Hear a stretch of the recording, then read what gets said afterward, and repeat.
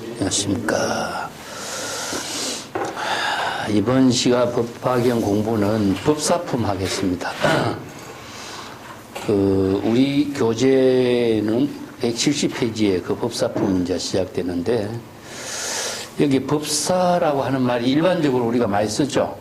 예. 근데, 여기에 있는 사실 법사는 남의 스승이 되는 말이 아닙니다.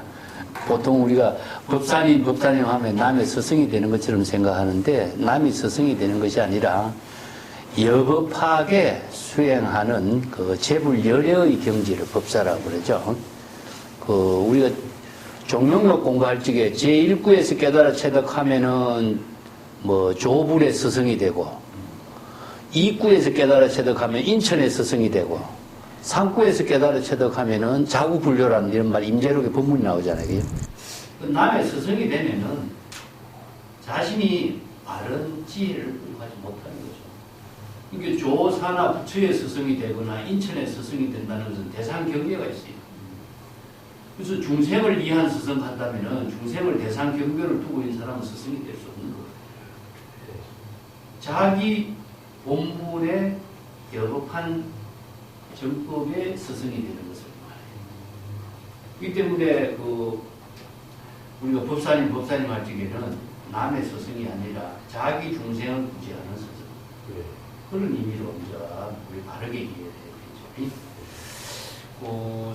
여기 이제 법사품의 중심이 되는 것이 뭐냐면 5종 수행이거든요. 5종 방편 수행을 하는 사람을 법사라고 해요. 그래서 우리가 천수경에 자성중생 서원도 나오잖아요. 자성번뇌 서원다. 자성법문 서원하. 자성불도 서원지. 요게 법사품의 법사라는 의미예요, 사실상. 이 때문에 대상을 두고 있으면은 대상을 두고 교화를 한다, 스승이 된다는 것은 진정한 법사가 될 수 없습니다. 이게 재불열애가 정법을 부족한 스승으로서의 본분사의 삶을 사는 것을 법사라고 하는데, 재불열애가 누구를 위해서 슬퍼하지 않잖아요. 자기 본분사로 슬퍼하는 것이죠. 이 때문에 법사의 참된 의미가 무엇인가를 정확하게 우리가 이해하는 게 중요하고, 법사가 되는 일은 무엇이냐? 5종 방편 수행을 실천함으로 해서 자신이 바로 자신의 중생을 구제하는 법사가 됩니다. 그 부분이 금강경에도 이 부분을 똑같이 쓰라고 했는데, 금강경의 법문하고 이 법사품의 법문하고 내용이 굉장히 비슷합니다. 그래서 금강경 공부하고 같이 함께 이해를 하면 좋을 것 같아요. 자, 171쪽의 원문부터 봅시다. 이 시의 세존이 이 야광보살의 고 팔만대사하고, 야광이여 여견시 대중 중에 무량제천과 용왕과 야차와 건달과 아수라, 가루라, 긴나라, 마구라가 인여기니 급비구비구니 우가세우가이. 여기에서 모든 대중들을 이렇게 통칭한 사람들 10명이죠. 또 구성문자와 구벽지불자, 구불도자, 여시등류가 함어 불전의 문욕 법화경하고 일개 일부로 내지 일념수의자면 아계여 수기로 당득 안욕따라 삼약삼분이다. 불고 야광 우열의 멸도 지부의 야유인이 문요 법화경 내지 일개 일부로 일념수의자면은 아여수 안욕따라 삼약삼분이 비하리라. 자, 여기 이제 수기 법화경의 법문을 수지 독송하는 자에게 안욕따라 삼약삼분이 최상의 깨달음을 체득할 것이다 라고 수기하는 법문을 제시하는 것입니다.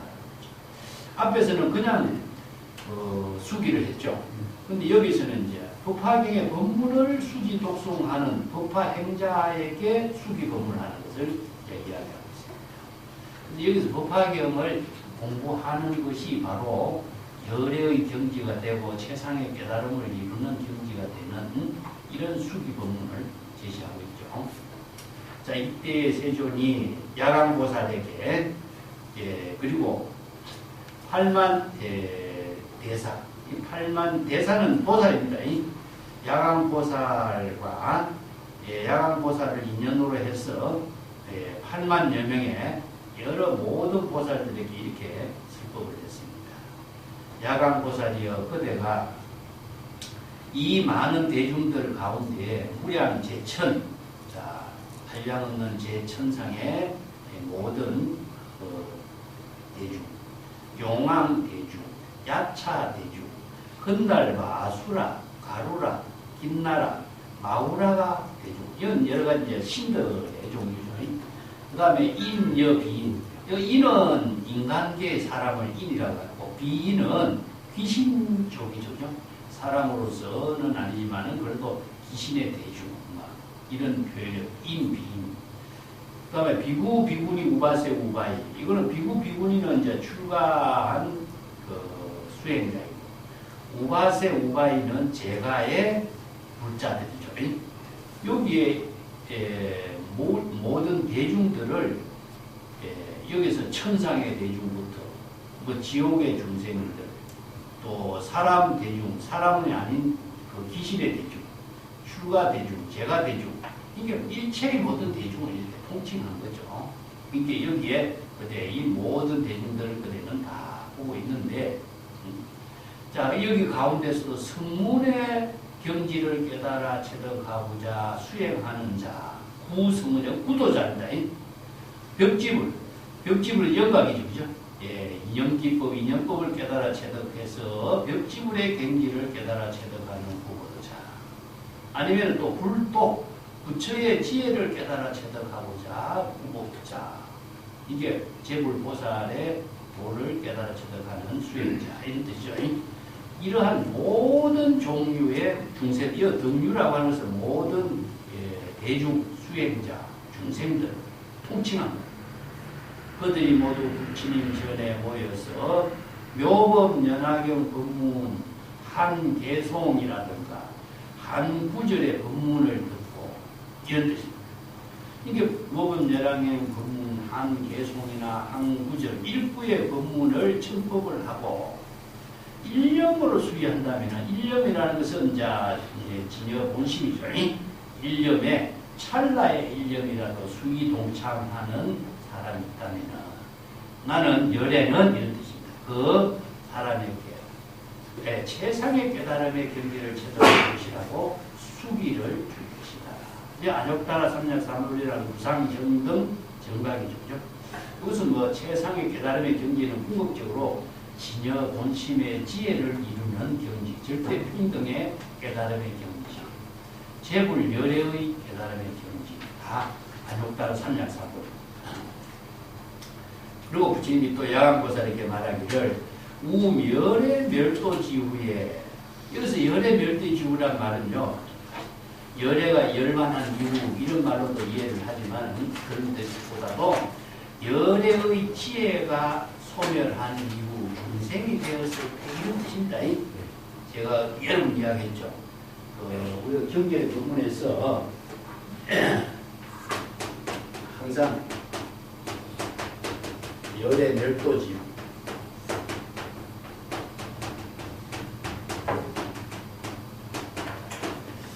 열애는 마시는 진여거든요. 진여의 지혜가 소멸했어. 진여의 지혜가, 이거 열반이란 말보다도 진여의 지혜가 소멸한 이후 중생이 되죠. 그래서 이거 뒷문장이 연결되어 있습니다. 진여의 지혜가 소멸한 이후 어떤 사람이, 진여의 지혜가 없는 어떤 사람이, 이런 뜻입니다. 진여의 지혜를 부족했으면은 바로 깨달음의 지혜로운 삶을 사는 열애인데, 열애의 지혜가 소멸되기 때문에 중생이죠. 그 어떤 중생이 이 묘법연화경 법문 한 개송, 한 구절, 일구의 법문을 청법을 하고 일념으로 지극한 일념으로 수의 동참을 한다면 나는 역시 그에게 그가 최상의 안옥다라 삼약삼물 깨달음을 체득하게 될 것이라고 수기할 것이다. 자, 이것은 수기라고 하는 것이 남이 제공해서 내가 성불이 되는 것은 아니죠. 수기라는 게 인가예요, 인가. 인가라고 하는 것은 그 사람이 그렇게 스스로 그런 능력을 갖추었을 때 옆에서 객관적으로 인가해 주는 것 뿐이죠. 본인이 그러면 왜 하나의 개송이라든가 하나의 일부의 법문을 청법을 함으로 해서 일련 수의 동참을 함으로 해서 세상의 깨달음의 경지를 이루게 되는 수기를 받게 되느냐. 자, 우리가 초발심이 정각이라는 말씀을 주죠. 이 구절하고 연결합시다. 초발심을 이룰 때 정각이 이루어져요. 이것은 초발심은 무엇이냐면은 하나의 개송, 일부의 법문, 이것을 지금 발심 수행해서 지금 청법을 했잖아요. 자, 이것이 뭐냐? 각자 본인이 원력 발심 수행을 해서 초발심으로 개송 하나 한 구절의 법문을 청법을 하는 것이 뭐냐? 시간입니다. 자신이 원력 발심 수행하는 시각을 이루게 됨으로 해서 뭡니까? 세상의 안욕따라 삼약사불의 정각을 이루게 되겠죠. 이게 저절로 남이 해서 내가 이루어지는 것이 아니라 자신이 한 개송 한 구절의 법문을 청법함으로 해서 수의 동참함으로 해서 자신이 바로 정각을 이루게 되는 거죠. 저 세조는 뭡니까? 이런 경지를 인가해 주는 거죠. 각자 원력 발심 수행한 사람이 스스로 그런 경지를 이루게 되는 것을 인가하는 것이 수기입니다. 이게 수기를 해서 되는 것이 아니라 각자 본인이 이러한 법화경 법문을 한 개송의 법문을 수의 동참해서 자각하게 될 때, 수의 동참이라는 것은요, 그 법문을 지심으로 일념으로 깨달아서 자신이 그 경지를 체득하는 것을 수의 동참이 돼요. 이게 여법하게 그 법문을 수지 독송한다든가 아니면은 여시아문에서 신수 공행한다든가 이게 수의 동참이죠. 그러면 그가 바로 최상의 깨달음을 이루게 되는 것이다. 이 때문에 깨달음을 이룬다라고 하는 그 우리 불법 수행의 의미는 경전의 법문에 의거해서 이루어지지, 방편 법문에 의해서 이루어지지, 그냥 깨달음이 이루어진다. 이건 너무나 막연해. 깨달음 내용이 없어져요.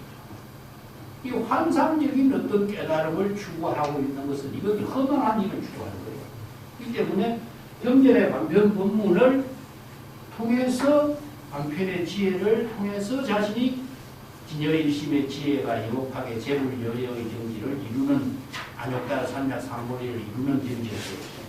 이게 뭐냐? 방편 수행입니다.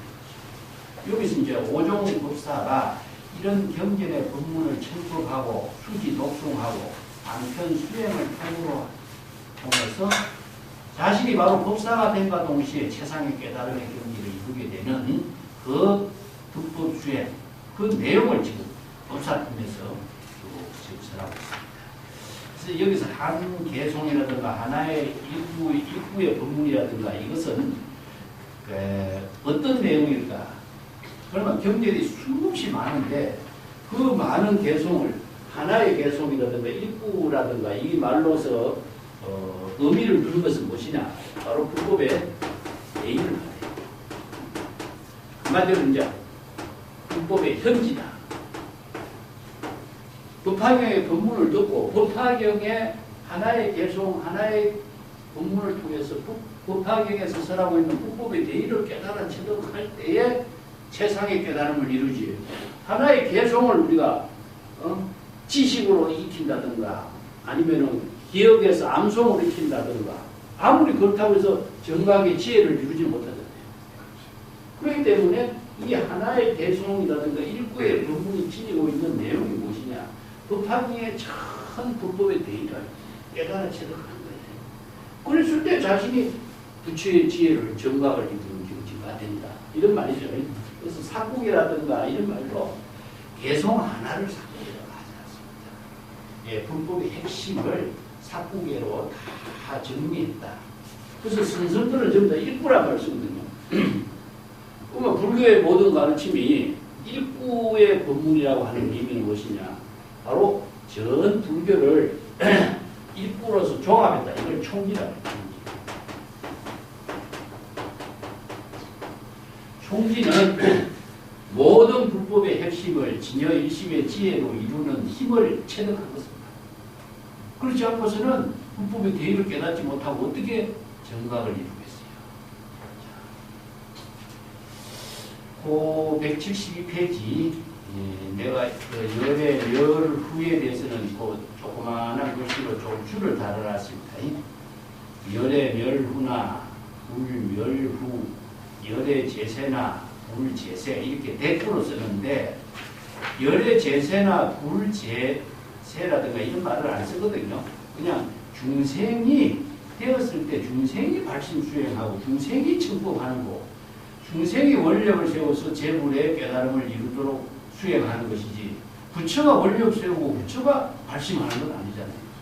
그래서 여기에서는 불멸후, 열의 멸후라고 하는 말은 중생이 발심 수행하고 청법하고 정각을 이루는 그 법문을 설하기 때문에 열의 멸후라는 말을 중심으로 쭉 설하고 있습니다. 경전했습니다. 자, 수지 독송의 법문 내용을 한번 봅시다. 172페이지에 약구유인이 수지 독송하고 해설 서사 묘법화경 내지 일개하며 어차경건 경시 여부를 하고 종종 공양 하향 연락하고 말향 도향 소향과 정계 당번 의보 기약 내지 합장 공양하라. 야광이여 당지하라 시제인 등은 이정 공양 10만 억불하고 어재불소에 성취대원하며 민중생고로 생차인간이라. 야광이여 야유인이 문 하등 중생의 미래세에 당덕작군인가 응시 시제인 등이 미래세의 필덕작군이라. 하이고 약 선남자 선여인이 법화경 내지 일구나 수지 독송 해설 서사 종종 공양 경건하는 하향 영락과 말향 도향 소향과 정계 당번 의보 기약으로 합장 공유 시는 일체 세간의 소응 천봉하고 응이 열의 공양으로 이 공양지라. 당지 차이는 시대보살로 성치 안욕 따라 삼락삼불이 예민 중생으로 원생 차관이요 광년 분별로 묘법화경하고 하왕 진능 수지의 종종 공양자이요. 자, 만약에 어떤 사람이 여기서 만약에 어떤 사람은 뭐냐 원력을 세운 사람이죠. 발심 수행 원력을 세운 사람입니다. 법화경의 법문을 듣고 재불열애의 경지를 깨달아 체득하고자 발심 수행한 사람이여 약유인, 어떤 때는 선남자 선여인 이렇게 표현하지만 약유인 이런 뜻입니다. 자, 이 법화경의 법문을 수지 독송하고 해설하고 서사하고 요 법화경 내지 하나의 개송한다. 자, 법화경이 하나의 개송이라도 어떤 사람이 수지 독송하고, 수지하는 것은 법문의 가르침을 완전히 깨달아 체득해서 자신의 지혜를 부족하도록 하는 것이 수지입니다. 이게 총지란 말과 마찬가지죠. 그 다음에 독송은 무엇이냐 하면 그냥 대상 경계로 책을 읽고 글자를 읽는 것이 아니라 진여일심의 지혜로 독송하는 거예요. 그래서 우리가 경전 공부를 전부 애우도록 하는 이유가 항상 책을 떠나서 애우면서 사유하는 것이 독송이에요. 그래서 항상 걸어다니는 중에 행주자와 어묵동정할 적에 참선수행한다 이런 말을 그냥 참선수행이 어떻게 되겠어요? 경전의 방편 법문을 수지 독송하는 사유하는 것이 참선수행이다. 그래서 불법의 대의를 수지, 독송하는 그 자체가 바로 법화 행자가 되기 때문에 법사가 되는 거예요. 그 법사는 어디에 씁니까? 자신의 중생심을 진여일심의 지혜로 열애의 경지에서 자기 본문사를 실행하게 하는 법사가 되겠죠. 근데 그 방편법문이라든가 이런 출생활의 지혜를 이루는 법문을 모르는 사람은 수지 독송을 할 수 없어. 행주자음 동경하면서 모르니까 사유가 안 되잖아요. 사유. 그래서 경전의 법문을 많이 읽고 전부 다 외우고 그것이 일상생활 속에서 항상 책을 보지 않아도 읽을 수 있는 사유하게 하는 힘이 저절로 발심이 돼요. 이게 바로 수지 독송이죠. 그 다음에 해설은 자기 남에게 해설하는 것도 중요하지만 자기 자신에게 정법의 안목으로 해설해요. 이걸 본분사로 해야지 남을 위해서 해설한다 하면은 이건 법사가 아니라 열애가 아니라 서사, 우리가 사경을 한다. 사경 공덕을 많이 이야기하죠. 자신이 사경하는 공부가 정말 사유하는 참선 수행의 핵심입니다. 그래서 나는 이게 사유란 말을 우리가 정법 사유란 말을 많이 써요. 정법 사유라고 하는데 정법으로 사유하는 것을 참선 수행이다. 그래서 참선 수행의 본질을 많이 이야기하고 중국설에서는 전부 다 참선 이야기 하잖아요. 뭐 자선도 참선에 들어가는데 참선 수행의 내용은 무엇이냐? 정법 사유이다. 그래서 정법 사유를 하면은 방편 법문이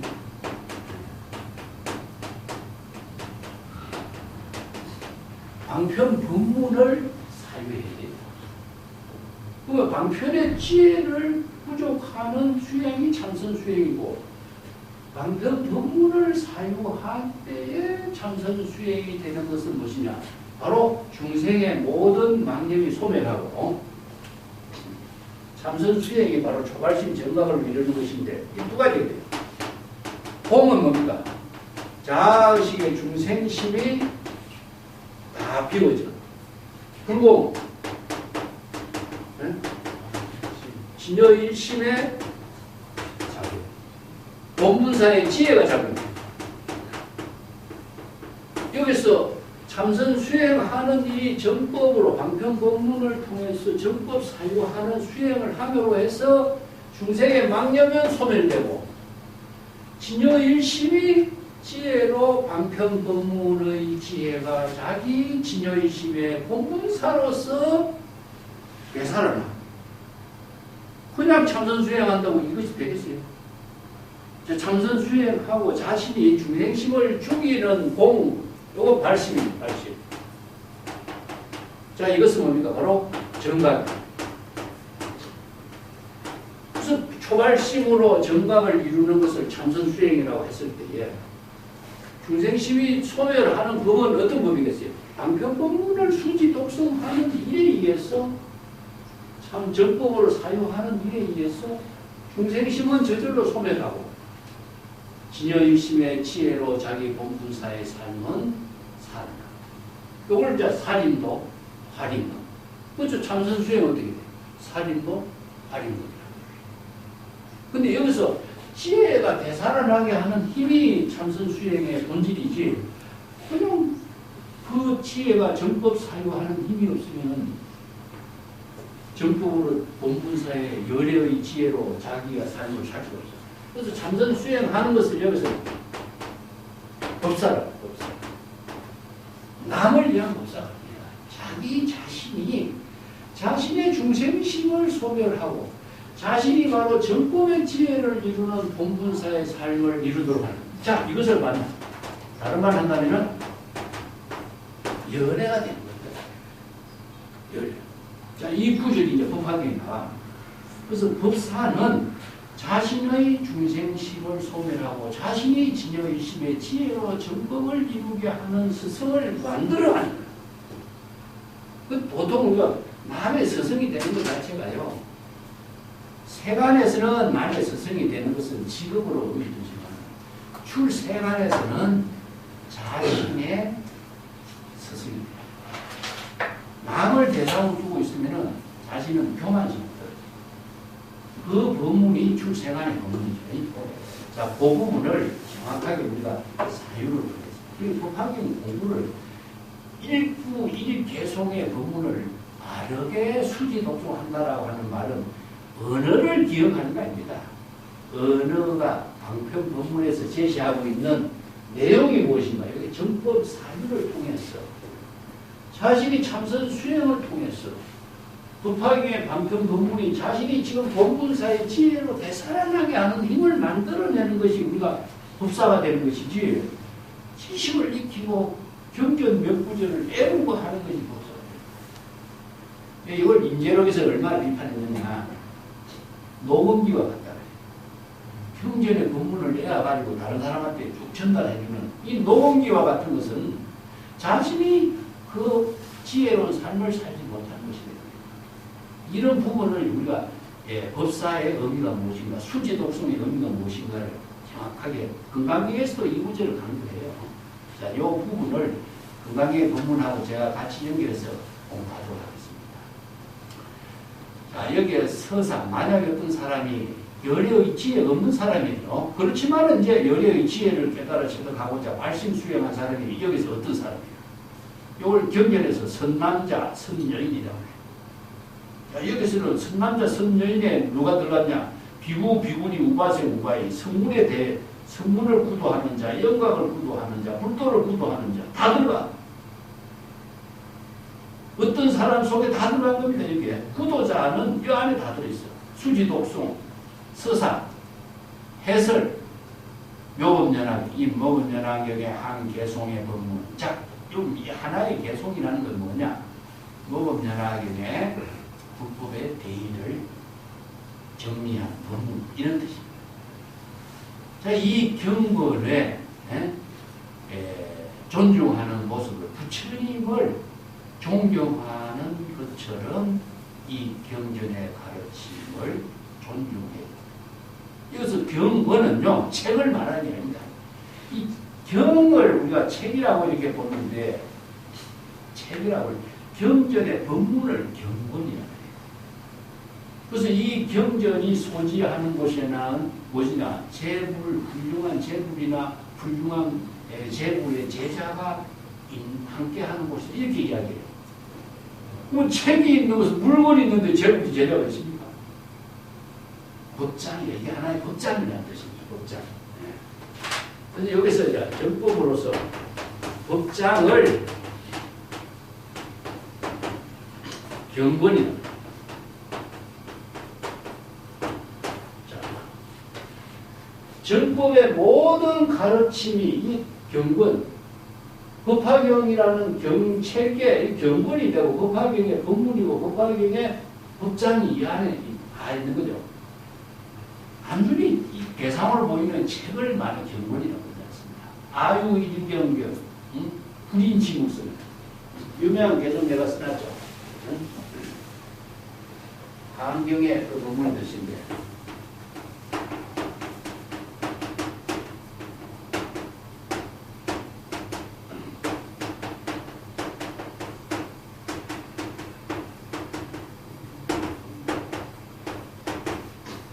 나는 한 권의 경을 드리고 있어.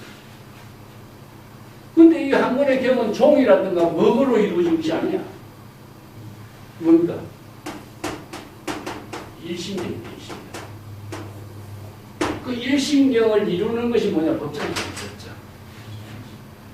그 법화경의 법문이 글자라든가 이런 방편 법문은 궁극적으로 일심의 지혜를 이루는 법장이잖아요. 그 때문에 경을 책이 있다고 책을 대상으로 중요시해서는 안 돼요. 법장.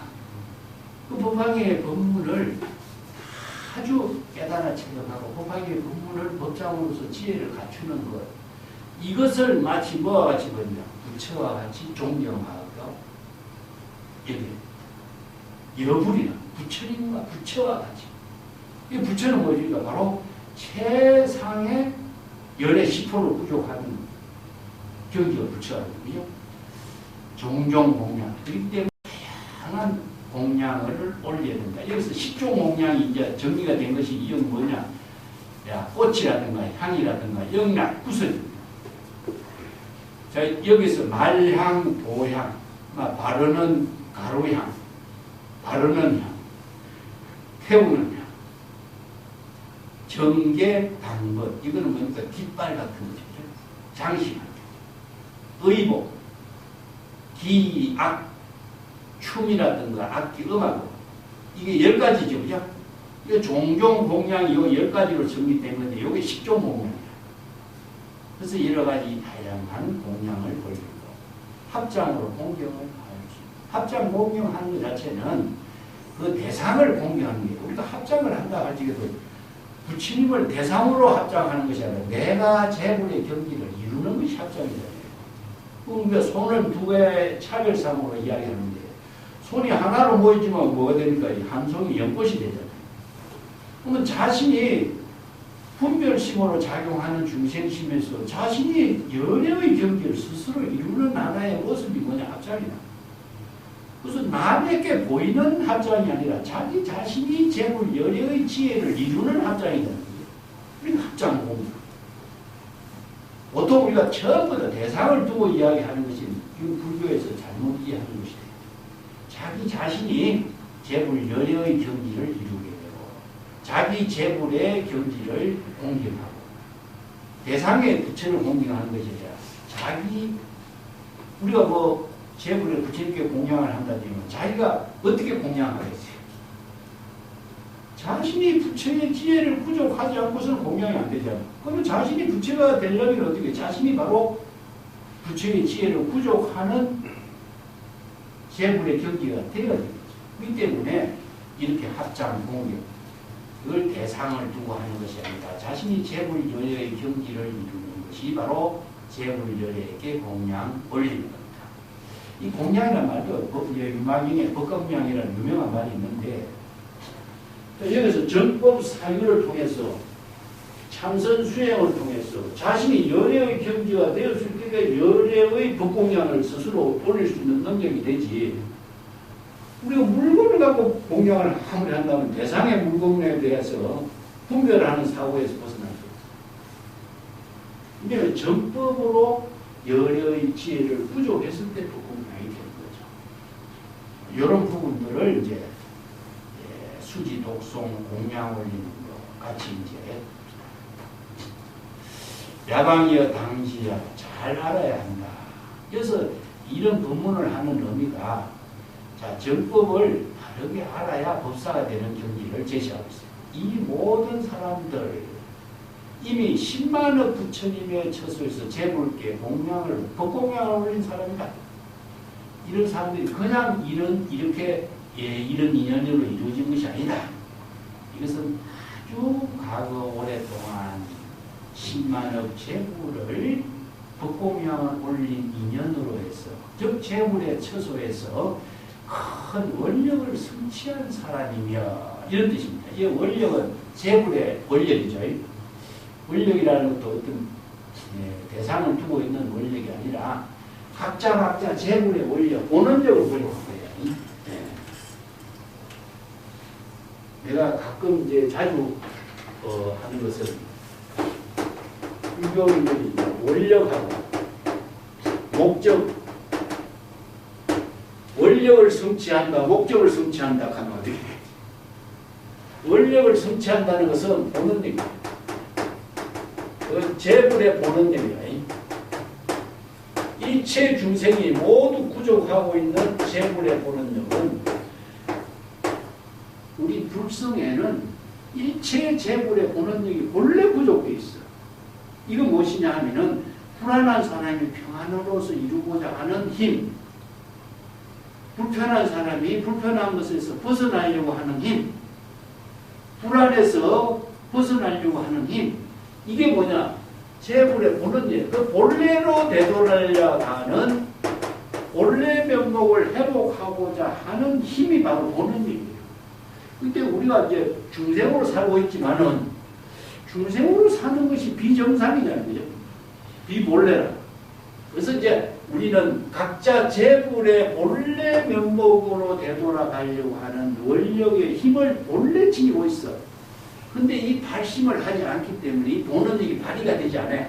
그래서 이 원력의 힘을 발휘하도록 하는 것이 뭐냐? 바로 발심입니다. 그래서 발심과 원력은 자신을 본래로 되돌아가고 본래 면목을 회복하게 하고 불안해서 평안으로서 자신을 바꾸는 힘을 만들어. 이 본원력이 부족되어 있기 때문에 우리는 수행을 누구라도 하게 돼 있고 남이 하지 말라고 해도 하게끔 돼 있어요. 시절이 아닌 인연이 아니라 도래가 되는 것뿐이다. 목적은 뭡니까? 대상을 추구하고 있어요. 대상을 추구하고 있기 때문에 이것은 항상 중생의 분별, 차별심에서 벗어날 수 없는 것은 목적입니다. 그래서 이제 생안에서는 중생은 목적을 추구하지만은 재물은 각자 본래 면목을 회복하는 본원력을 지니고 있습니다. 이게 바로 불법 수행의 근본입니다. 이걸 우리가 착각을 하면 안 된다는 것이죠. 이 모든 사람들이 10만억 재물의 처소에서 본원, 대원을 성취했다. 이게 본원력을 이룰 수 있는 원력의 힘을 갖추고 있었다. 이게 뭐냐? 발심 수행할 수 있는 힘을 갖추었다. 이런 발심 수행할 수 있는 본원력을 성취하지 못했다면 이런 사람들이 어떻게 여기에서 발심 수행합니까? 이거죠. 이건 이런 원력을 이루는 것은 법화경의 법문을 경전의 법문을 통해서 이런 성근 인연이 심어졌다. 이런 뜻입니다. 그리고 민중생과 모든 중생을 불쌍하게 여기는 까닭으로 중생을 구제하고자 하는 그 자비심으로, 이 민은 불쌍하다는 뜻인데 자비심입니다. 중생을 구제하고자 하는 원력, 자비심을 가지고 이 인간 세상에 원력으로 태어난 것이다. 자, 이게 뭡니까? 바로 보살. 이어서 인간 세상에 원력으로 태어났다. 이거 원생심이라고 해요. 왜 인간 세상에 태어났죠? 우리가 육도윤회하는 가운데 발심 수행해서 최상의 깨달음을 이룰 수 있는 중생은 인간밖에 없어요. 천상은 낙의 세계지만은 흑에서는 최상의 깨달음을 이루는 인간. 그래서 인간의 몸을 받아야 성불할 수 있습니다. 그렇기 때문에 여기서 원생차 인간이라는 말씀, 인간 세상에 원력의 몸으로 태어났다. 이 생이 중생의 세계에 원생식입니다. 재물은 각자의 원력을 가지고 자신의 몸을 태어나는 것을 바로 중생심이라고 합니다. 원생심이라고 하고, 업생심, 육도윤회하는 중생은 전부 다 업생심이다. 자기가 지은 업에 의해서 자기가 지옥아기 축생, 인간, 천상, 아수라 이렇게 태어나는 거죠. 이건 업으로 태어나. 그 원은 무엇이냐? 재물이 발심 수행한 원력의 힘을 가지고 자신이 인간 세상에 태어나. 인간 세상은 인간 중생을 구제하는 원력행을 이루고, 이것을 동사성이다. 자, 이것은 몸이라고 하는 말 쓰지만은 사실상 이건 원력의 보살입니다. 자, 여기서 이제 여기서 인간 세상에 태어났다, 원생신으로 나타났다 이런 말인데, 이 말은 무엇이냐 하면은 우리가 몸을 바꾸어서 태어난 것이 아니라 보살의 몸으로 인간 세상에 원력을 세워서 중생이 살고 있는데 자기가 보살도를 실행하면서 몸을 보살의 몸으로 원생신으로 나타난다. 이런 뜻입니다. 그렇기 때문에 이걸 잘못 이해하면요, 이 몸이 죽었다가 다시 이렇게 다른 몸으로 나오는 이렇게 이야기하면 안 돼요. 자, 중생의 몸은 뭡니까? 업으로서 생사윤회의 업을 짓고 있는데 이걸 원생신으로 바꾸려면 어떻게 되겠죠? 발심, 수행 하면은 원생신이 되겠죠. 그럼 원생신을 할 수 있는 힘은 뭐겠어? 정법으로 부족한 힘이 있어야 됩니다.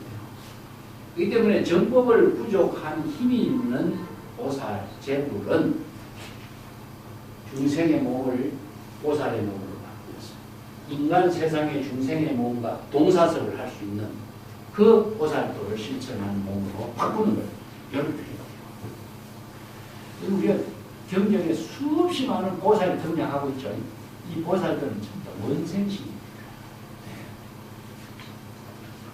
야광이여, 만약에 어떤 사람이 이러한 중생들 미래 세상에 어떻게 불도를 깨달아서 부처의 지혜를 이루게 되는 것인가 이렇게 질문을 한다면은 그에게는 이런 모든 사람들, 모든 법화경에서 수지독송하는 이런 모든 사람들이 미래 세상에는 반드시 부처 불도를 이루어서 부처가 된다라고 하는 그 사실을 응시하라.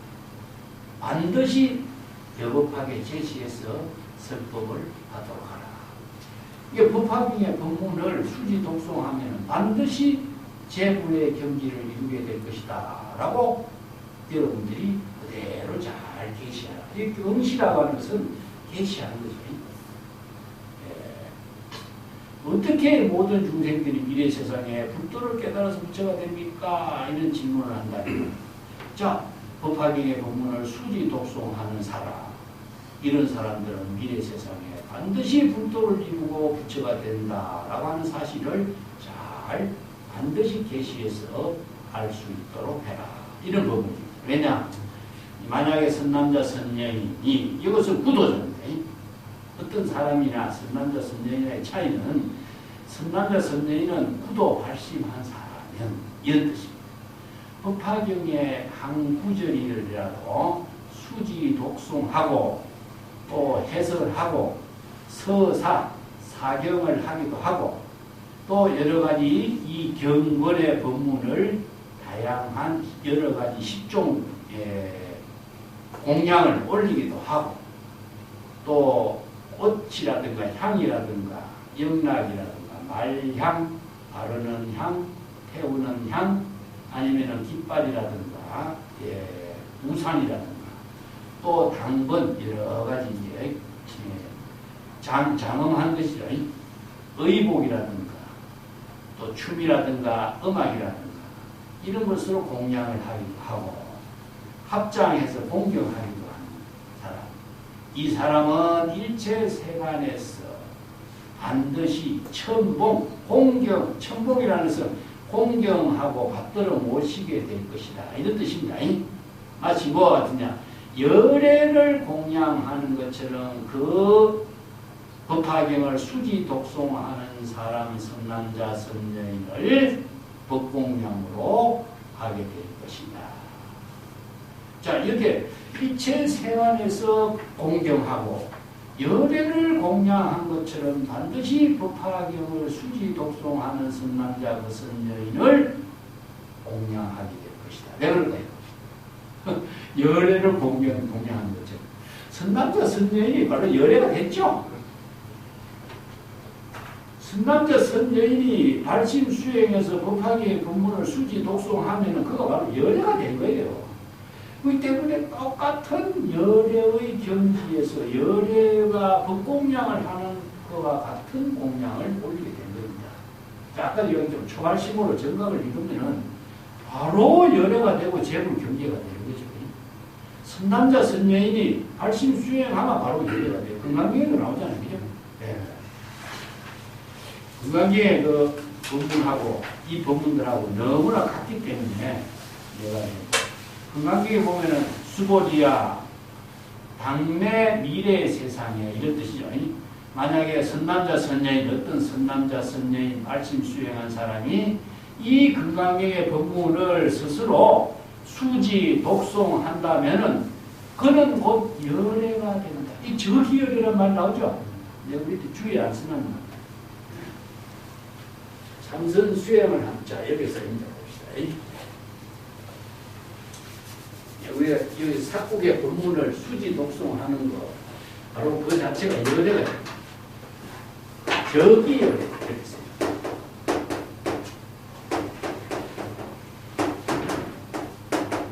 자, 선남자 선여인이 바로 열애가 되는 겁니다. 그러면 선남자 선여인이 열애가 되는 것이고 열애가 돼서 열애와 같이 공양을 올리는 것은 똑같은 경기. 그래서 금강경에도 선남자 선여인이 스스로 이 경전의 법문을 수지독송하고 그 열애가 된다.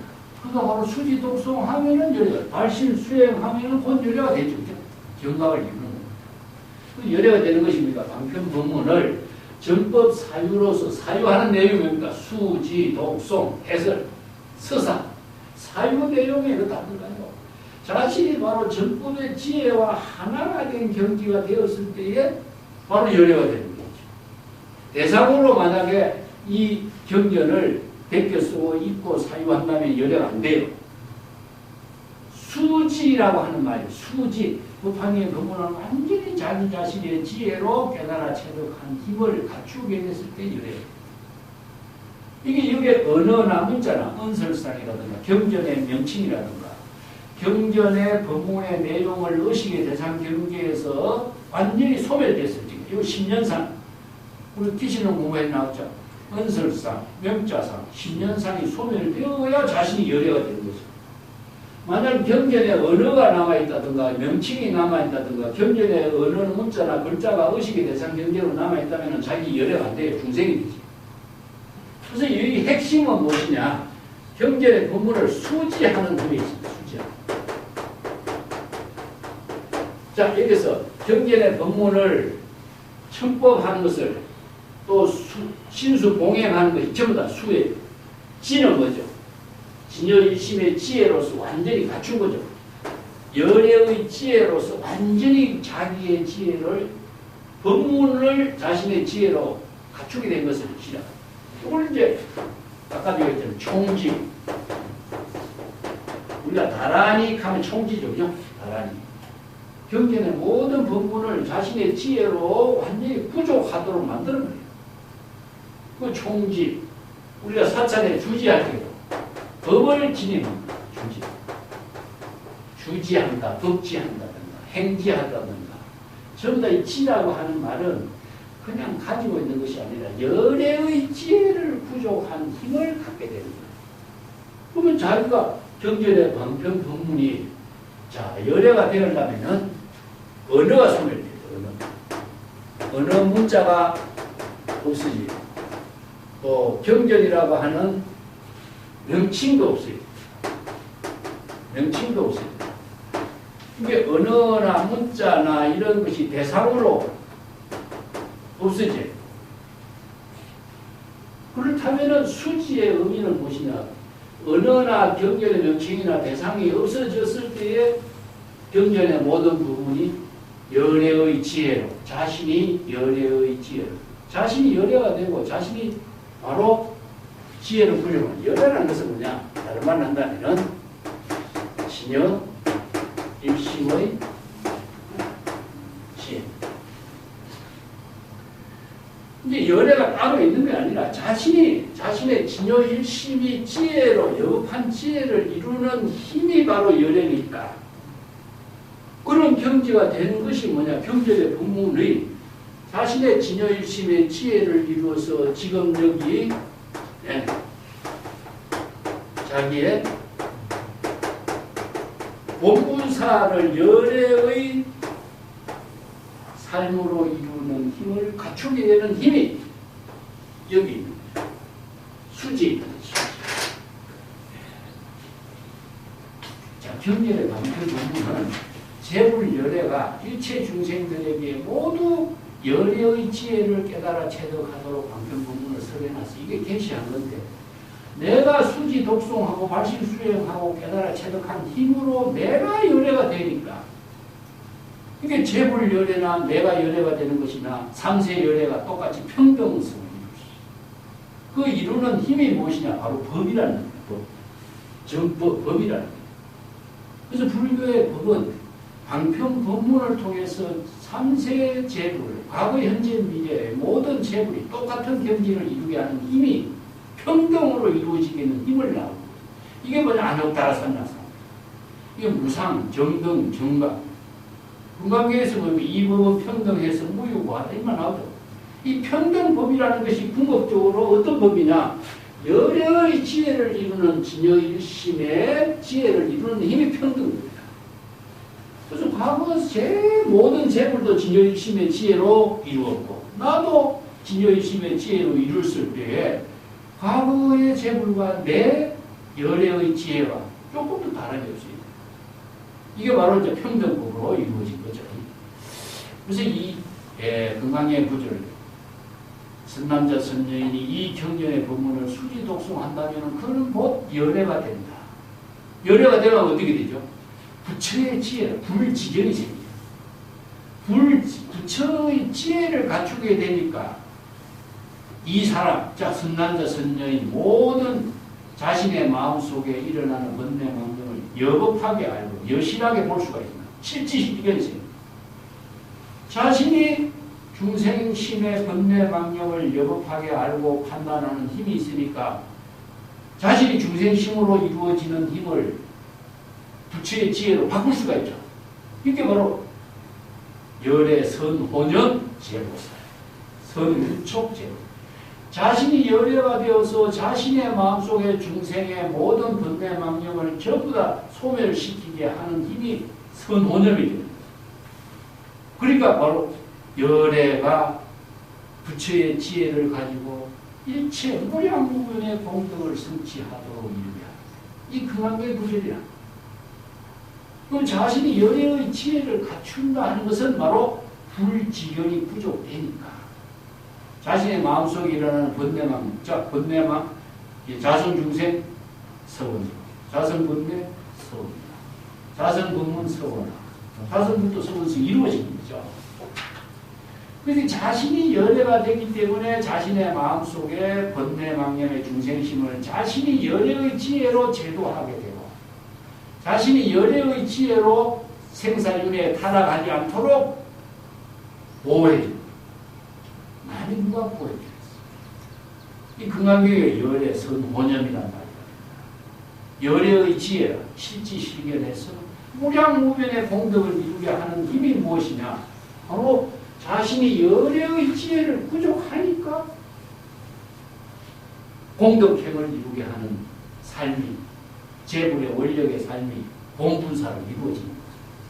자, 여기서 지금 여기 자기 본분사의 일 그 자체가 공덕행이 돼요. 상구벌이가 되고 하와중생이 되니까. 그러니까 무량무변의 공덕행을 이루게 되는 것이고 생사윤회에서 해탈하게 되는 것이고 모든 재불 보살들을 생사윤회에 타락하지 않도록 보호해 줄 수 있는 것이고 그 힘이 부족되는 거죠. 이 때문에 여기서 수지 독송하는 거하고 열애가 되는 거하고 이 관계가 바로 자신이 법사가 되는 겁니다. 법사. 열애의 지혜를 부족했을 때 자신이 법사가 되는 것이지 누구를 가르치기 위해서 법사가 됩니다. 근데 불교를 우리가 경전 같은 부분들을 글자로만 이해해서 전부 다 누구를 대상을 위해서 중생을 구제하기 위해서 이런 위에서라든가 목적이라든가 이런 쪽으로 이해를 하고 자꾸 설하게 되면 우리 경전을 설하는 것을 매도 부분으로 바꿔라. 그래서 내가 이런 점들은 정법으로 사유하고 정법으로 수행하는 법을 다르게 알아야 돼요. 자, 요 구절 다시 한번 볼게요. 만약에 어떤 사람이 어떠한 중생들에게 이런 질문을 합니다. 미래 세상에 어떠한 중생들이 미래 세상에 부처가 될 수 있는가? 이렇게 질문한다면 그에게 뭐라고 대답할까요? 자, 선남자, 선여인, 발심 수행한 사람들이 모두 다 미래 세상에는 반드시 불도를 이루어서 부처가 된다라고 분명하게 제시할 수 있어야 된다. 발심 수행한 사람이 왜 성불해서 불도를 이루어 성불하느냐? 그가 바로 열애가 되기 때문이다. 이런 뜻이죠. 열애가 되는 것은 모든 재물 열애로서 공경을 하고 공양을 한다. 이 공양 열애도 전부 다 법공양입니다. 열애의 지혜로 공양하는 것이지 뭘로 공양하겠어요? 우리 공양 뭐 이런 말 수없이 쓰지만은 공덕이라고 하는 것도 공덕이 대상으로 존재하는 것처럼 착각하지만은 삼구머리 하와 중생의 그 지혜를 공덕이라고 그러고 30 이상 80종호가 따로 있는 것처럼 생각하지만 재물 여력의 지혜가 30 이상으로 장엄된 세계를 표현하는 거예요. 예. 전부 다 지혜로 지금 여기 자기 본분사를 이루는 이 바로 공덕사. 이걸 불사, 열애사, 불사 이런 말도 다 같은 뜻입니다. 반드시 알아라 이 사람은 대보살이니. 이거 훌륭한 보살이다. 이어서 대보살이라는 말은요. 십지 이상의 지혜를 부족한 보살이다. 그래서 이제 보살을 사면, 십성으로 나누죠. 사면은 초발이 보살, 대보살은 십지 이상의 법신의 지혜를 부족해서 불태전의 경지를 이룬 사람을 대보살. 자, 이것을 어떻게 나누겠어요? 안목이 부족되느냐, 부족되지 않느냐, 이런 뜻입니다. 예. 법화경의 법문을 똑같이 들어도 현지를 깨달아 체득해서 열의 지혜를 갖추면은 대보살이 되고, 그 지혜를 부족하지 못한 사람은 아직까지 수행 초발이 보살이 되는 거다. 이런 사람은 대보살이 되어서 성취한다. 한욕 따라 삼량삼물 세상의 깨달음의 경지를 이루게 되리라. 그리고 그 세상의 깨달음의 경지를 이루게 되면 전법의 안목이 부족되었기 때문에 중생을 다 불쌍히 여기고 다 이 사바세계, 중생이 사는 이 사바세계의 원력의 몸으로 다시 태어나서 이 원생 차관, 이런 말은 표를 끊어보세요. 많이 우리가 사유해봐야 돼요. 이 차관은 이 중생의 세관이 차관이고, 원생은 원력의 몸으로 태어난 왕생입니다. 이게 재불 보살이 원력의 몸으로서 이 사바세계에 태어나서 출연하여 이런 뜻입니다. 광년 분별 묘법연하게 널리 자세하게 방편 본문으로서 묘법연하의 부문을 자세하게 설법하십니다. 그래서 분별은 뭐냐? 방편 지혜로 설법한다. 이런 말 분별입니다. 이게 중생의 분별이 아니라 무위법으로 차별한다든가 이런 말은 방편의 지혜로서 자세하게 설법한다. 이런 뜻입니다. 하왕 진능 수지의 종종 공양자리요. 자, 이 경전의 본문을 수지, 너희 스스로 수지 독송해서 스스로 법공양을 이루는 여러 사람들은 더 말할 것이 있겠느냐. 여기에서 원력을 이루는 그 대보살의 보살도를 이루는 사람하고 하왕능지 수지 종종 공양자는 이미 그런 경지를 이루고서 자기 본문사에서 법공양의 삶을 사는 사람, 이런 놈이죠. 그런 사람은 더 이상 말할 것입니다. 열의 경지를 이루어서 법공양의 삶을 사람은 더 말할 것이 있겠느냐, 이런 뜻이죠. 요 구절이 우리가 경전 법화경하고 금강경에서 법화행자의 이야기입니다. 참 중요하기 때문에 제가 자주 강조하고 있는데, 법화의 행자 이야기가 뒤에 보면 야광보살 본사품 같은 것도 나오는데,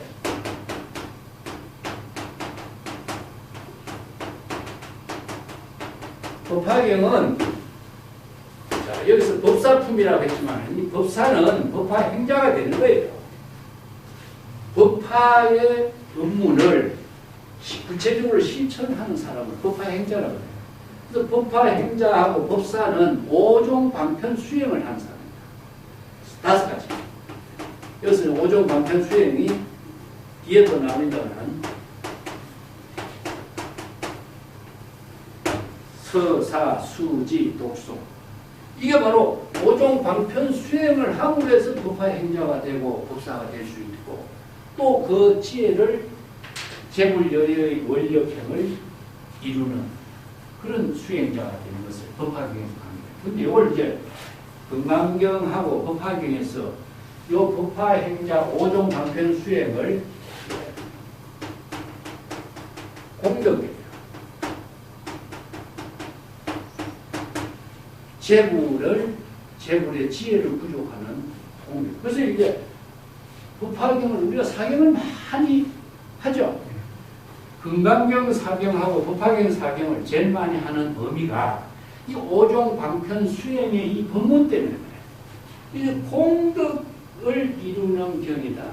이 수행을 함으로 해서 법화 행자가 되고 법사가 되고 열애가 됨으로 해서 자신이 재불열애의 공덕을 이루는 격이 되겠죠. 그죠?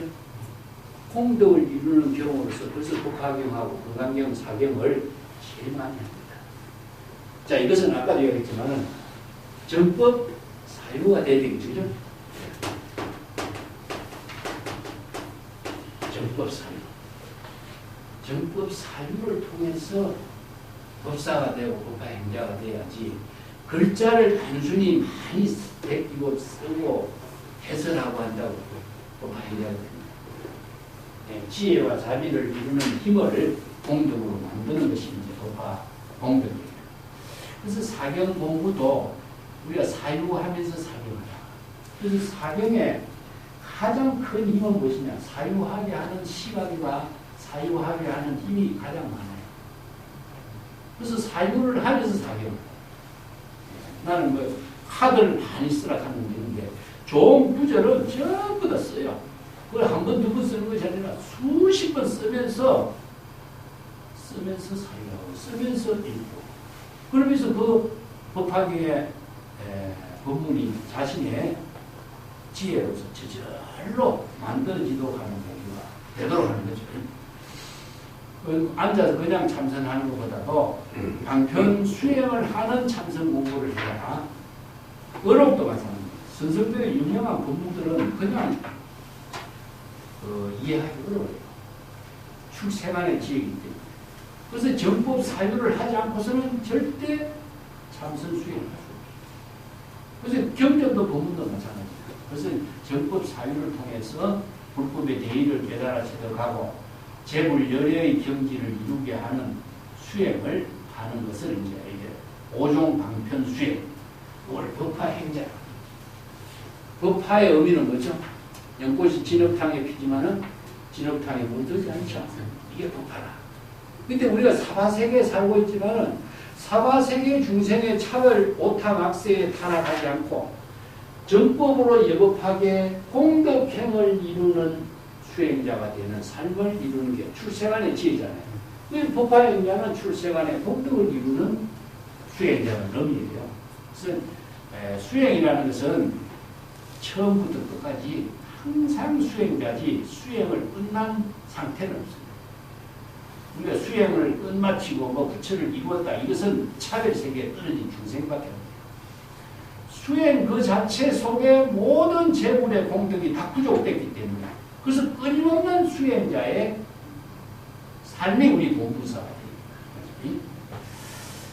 자, 173쪽에도 연결되어 있으니까 봅시다. 야광당지하라 시인은 자사 청정업보하고 어아 멸도 후에 민중생으로 생어 악세에 광년차견하니 약시 선남자 선여인이 아멸도 후에 능설비 1인의 설법화경 내지 일부로 당지시는 즉 열의 사요 열의 소견이요 행열의 사요 하왕 대중 중에 광인설이고 그 밑에 열의 사, 열의 소견, 행, 열의 사, 이 세 개 밑에 줄을 끊었어요. 이 세 구절은 참 중요한 내용들이거든요. 그래서 야광보살이여 반드시 잘 알아라. 이 사람이 누구죠? 선남자, 선여인이고 보살이 된 사람이 누구죠? 발심수행한 보살은 자 보살의 대보살이 된다 앞에 나왔죠. 이 사람은 대보살에 대해서 안욕따라 삼략삼보리를 성취해서 172페이지 그 원문 다시 볼게요. 그 대보살에 대해서 중생을 불쌍히 여기고 이 사바세계에 원생했다고 했죠. 그죠? 그리고 능히 이 요금연왕의 법문을 널리 자세하게 방편법문으로 설했다. 이 나왔죠. 여기에 이 사람이 누구냐? 바로 이 대보살입니다. 이 대보살이 이 사바세계에 출연했는데 왜 이 사바세계에 출연했는가 까닭이 지금 나와.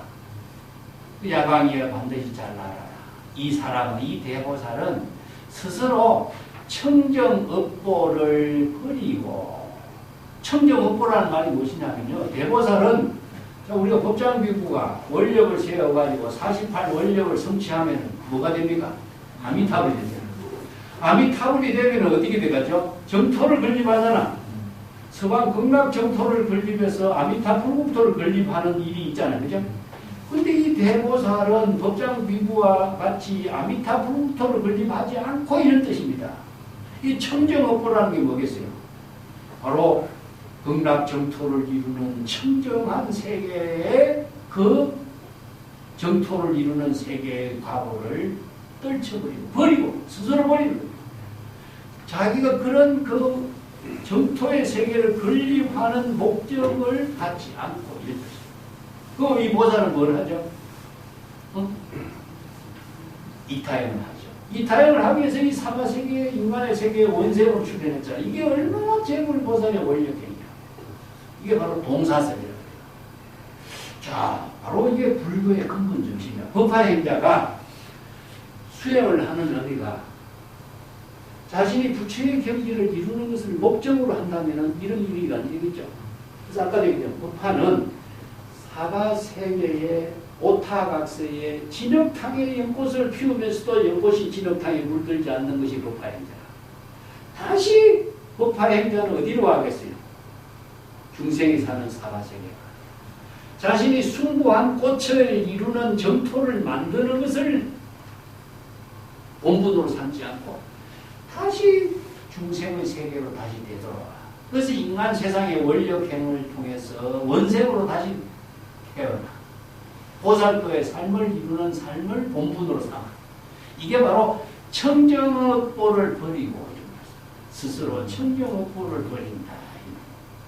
그렇기 때문에 다시 인간 세상의 오타각세의 중생의 세계에서 보살도로서 동사성의 원력행을 실현하는 것이다. 이게 법화행자야. 왜 수행을 통해서 이런 본분사를 실행했느냐? 이거보다 더 위대한 삶을 이루는 일이 없기 때문이야. 우리가 부처의 경지를 이루는 거 성불하십시오. 이런 인사하지만 부처의 지혜로 본분사, 보살도를 실행합시다 하는 것은 좋아요. 성불합시다 하면 목적이 되버리죠. 목적을 이루시다. 이것은 우리가 하는 척하는 거죠.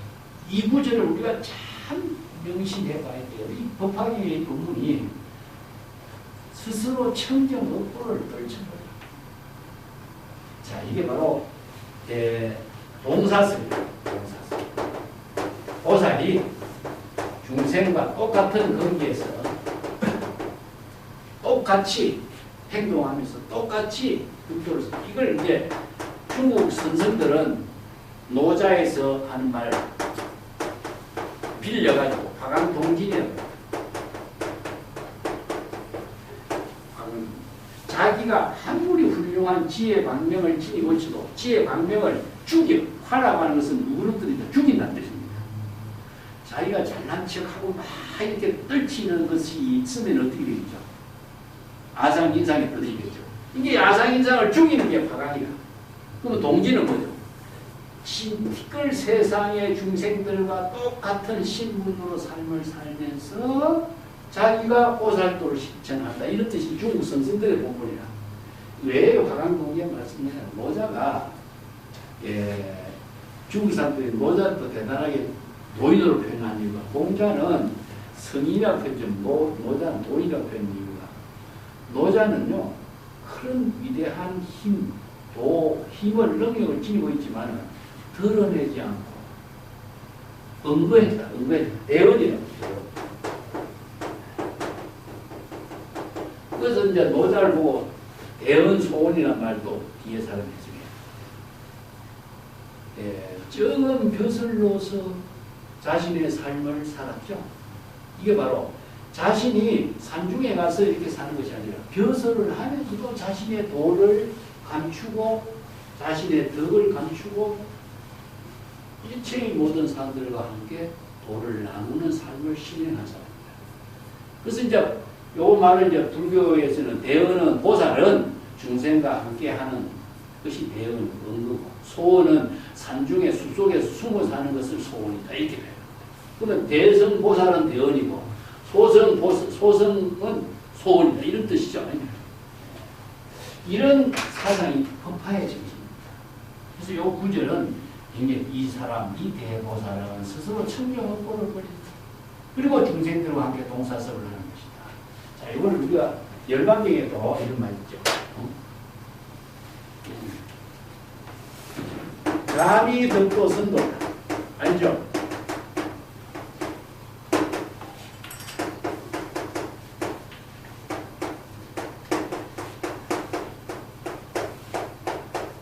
이런 말 많이 들었죠, 그죠? 자기 스스로를 제도하지 않고 남을 먼저 제도한다 이런 말 쓰죠. 발신필경 이불별 자미득도 푼다 이런 말 쓰죠. 일반적으로 자기 스스로를 제도하지 않고 먼저 남을 먼저 제도한다. 이건 남이 이런 말이에요. 왜 그럴까요? 이걸 잘못 이해하면요. 자기 제도를 먼저 해야 되는데 왜 자기 제도를 먼저 안 하고 남 먼저 제도하고 이렇게 표현하겠죠. 이 탈은 누구냐? 중생입니다. 이 중생이 어떤 중생이냐?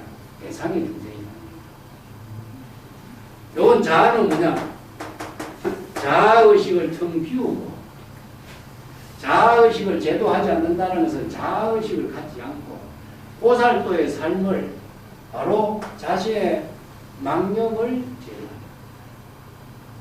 이런 자세를 이제 보살, 그 이타 보살 행원을 이렇게 그래서 자비득도 선도타 15 아래 초발심 그렇기 때문에 초발심을 더 공경한다. 이런 말이죠. 자, 그 다음 멸도 후에 민중생으로 생어 악세의 강변차기입니다. 자신의 청정한 넉보 깨달음의 경지 정토 왕생의 세계를 떨쳐버리고 열애가 입적함. 열애가 입적함은 뭐냐면 바로 모든 중생 열애의 지혜가 소멸한 이후에 중생을 불쌍히 여기고 이 악세, 사바세계 악세의 원생, 원력의 몸으로 환생해서 태어나서 이 법화경의 법문을 널리 연설, 설법하는 일을 자기의 본분으로 합니다. 자, 법화경을 설하는 것이 그냥 설하는 것이 아니라 이런 재물보살의 원력경을 가진 사람만이 할 수 있는 일이다. 이런 뜻이죠. 요 구절 줄을 끊는 것이. 만약에 선남자 선녀인이 멸도, 열애가 멸도, 열애의 지혜가 소멸한 이후에 능히 절리 일인이라. 즉 절이라는 것은 여기서 조용히 절도 할 적에도 이 절자를 쓰는데 아무도 모르게 이런 뜻입니다. 스스로 아무도 모르게 어떤 한 사람에게 법화경의 법문을 한 구절이라도 설한다면 남에게 드러내지 않고 조용히 한 구절의 법화경을 여기 설할 수 있는 사람이라면 이 사람은 열애의 심부름꾼이다. 열애가 파견한 사람이다. 행열애사, 열애의 본분사를 실행하는 사람이니 어찌 대중 가운데서 너희 많은 사람들에게 법화경의 법문을 설하는 사람은 더 말할 것이 있겠는가 이런 말이죠. 자, 여기에 절리 조용히 이건 뭡니까? 설법을 해도 드러내지 않고 과시하지 않고 알려지지 않고 이게 보살도를 동사섭을 하는 사람은요 가상 인상이 없어야 되겠죠. 이걸 절이라고 해요. 드러내지 않고 조용히 감춘 상태로 무슨 일을 하는지도 모르게. 지난 시간 우리가 이제 라울라의 미래 이야기했죠. 미래이 마찬가지입니다. 이 미래라고 하는 말은 드러내지 않는 상태죠. 자기 본분사로 하는 일을 드러낼 필요가 없는 거죠. 그죠? 요게 절이라.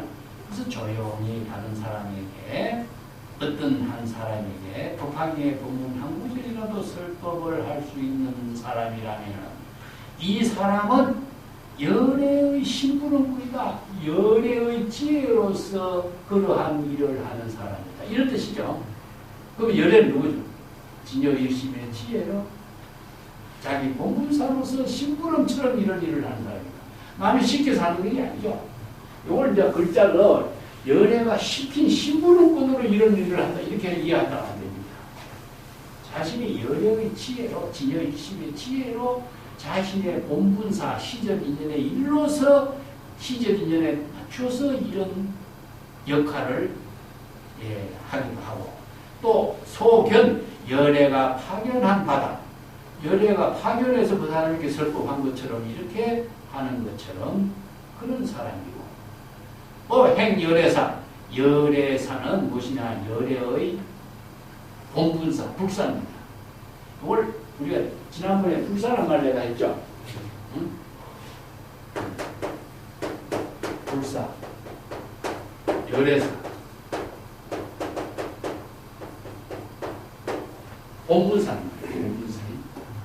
부처의 지혜로 지금 여기 자기 본분사를 하는 거. 이렇게 공덕행의 일을 하는 것이 바로 불사고, 열애의 지혜로 지금 여기 공덕행의 일을 실행하는 본분사가 열애사야. 그렇기 때문에 사의 구체적인 내용은 뭐죠? 본분사, 일대사입니다. 그 일대사가 바로 지혜와 자비를 이루기 때문에 그걸 공덕사.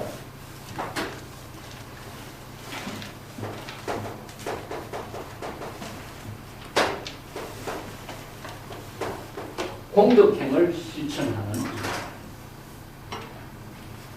여기서 열애사나 열애소견이나 행, 열애사나 이런 말은 열애의 지혜를 부족한서 열애의 지혜로서 이렇게 심부름꾼처럼 설법하기도 하고, 열애가 파견한 것처럼 이렇게 하고, 열애의 본분사로서 이와 같은 일을 실행하는 것이다. 이게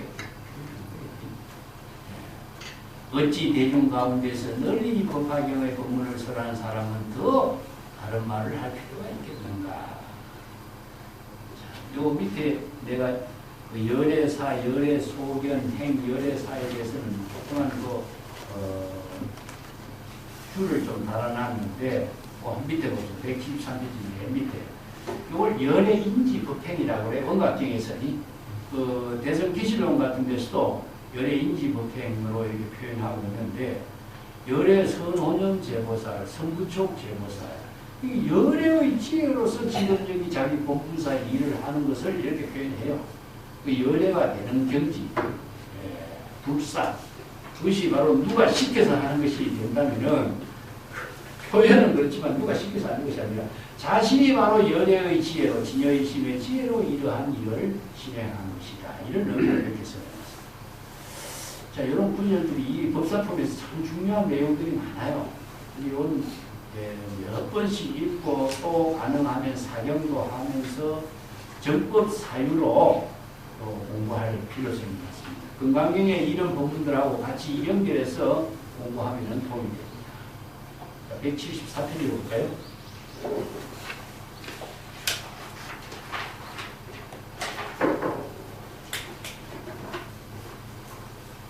야광이여 야규하기니 이 불선심으로 일급 중에 현어 불정에 상해 매불하고 희재 상경이나 야긴 이 일악언으로 해자 제가 출가해 독송 법화경자는 희재 심중이나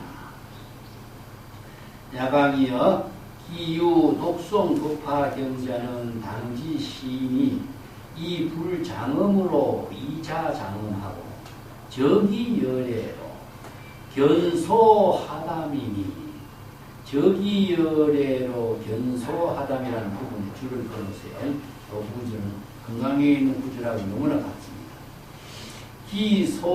기소지방에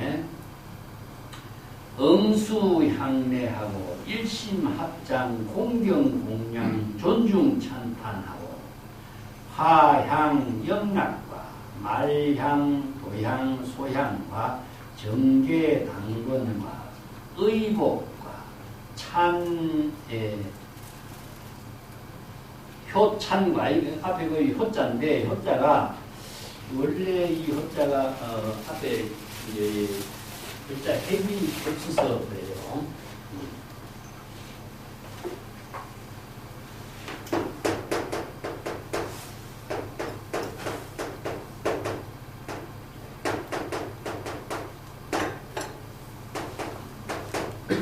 요 효자입니다. 요거 뭐냐면은 진수성찬이라는 뜻입니다. 진수성찬. 근데 한자에 이런 글자들이 이제 없는 글자가 많아갖고 여기서는 이렇게 써놨는데 진수성찬 이걸 협찬 이런 표현. 작자기약이요. 작제기악으로 인중상공의 이공양지야. 응지천보로 이산지하고 천상고치로 어미봉은 소이자하고 실은 환희설법에 수유문지하고 적덕구경 야욕따라 삼약삼불이거라. 야광이요. 만약에 어떤 악한 사람이 선심을 갖지 않고 선한 마음, 선근의 공덕의 마음을 갖지 않고 악한 사람이니까 일급 중에 오랜 세월 가운데 부처님 앞에서 항상 해매불, 부처를 욕하고 비방하고 헐뜯고 하는 일을 한다면은 그 죄업은 오히려 가볍다. 자, 이것은 부처님 앞에서 이렇게 헐뜯고 욕을 하는 사람 그 죄는 오히려 가볍다고 할 수 있지만은 만약에 어떤 사람이 한마디 악은 나쁜 말로서 해자, 제가 출가, 독송, 부파경자. 자, 해자라고 하는 말도 여기다 헐뜯다, 비난하다, 욕하다는 뜻입니다. 제가나 출가인으로서 부파경을 독송하는 사람을 비난하고 헐뜯고 욕하는 나쁜 말을 하는 사람은 그 죄가 오히려 앞에서 부처님 앞에서 일급 동안 오랜 세월 동안 부처님을 욕하고 헐뜯고 하는 그 죄보다 오히려 더 무겁다. 이런 뜻입니다. 시간적으로 오랜 세월 동안 이렇게 많은 죄를 짓고 헐뜯는 사람이 오히려 더 가볍다. 이런 뜻입니다.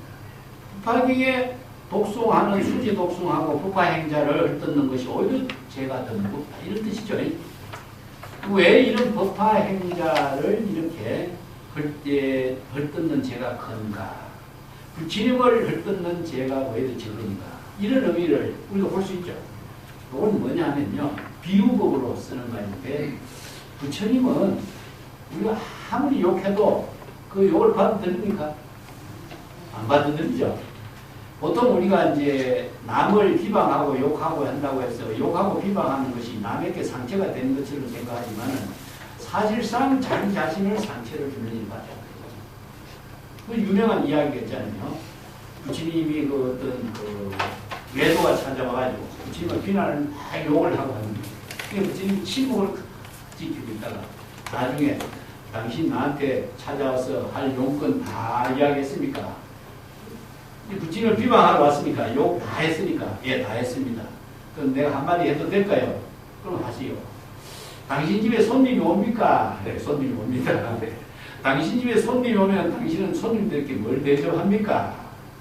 음식도 대접하고 과자도 대접하고 하는 것을 대접하지요. 그러면 그 손님이 당신이 정성껏 차린 그 음식을 안 먹으면 그 음식을 누가 먹습니까? 내가 차렸으니까 내가 먹지. 그걸 말이죠. 이게 비유법이에요. 재불열애는 대상경계를 비웠어요. 아무리 욕해도 의식의 대상경계를 비웠기 때문에 그 욕이 내한테 받아들이지는 일이 없잖아요. 그런데 중생은 그걸 받아들이는 거예요. 그래서 재불열애의 경계와 중생의 세계가 업을 만드는 인연이 틀리다. 아까 은설상, 명자상, 신년상이 소멸됐다고 했죠. 이 때문에 재불열애에게 아무리 욕해도 그것은 재불에게는 의미가 없어. 업을 짓는 사람의 업만이 늘어날 뿐이에요. 그런데 여기서 법화행자, 수행자를 비방하는 죄가 오히려 더 크다 하는 비유법으로 해요. 야광이요. 그 법화경을 수지 독송하는 자, 이 사람은 부처의 지혜로서 장엄해서 자기 스스로를 장엄하게 되는 것이고, 자, 여기 왜 부처의 지혜를 장엄하니 부처의 지혜로 자기를 장엄하게 되죠? 왜 그럴까요? 수지 독송하는 그 자체가 바로 부처의 지혜가 되거든요. 이 때문에 자신이 정법 사유했을 때 자기가 바로 부처의 지혜가 돼요.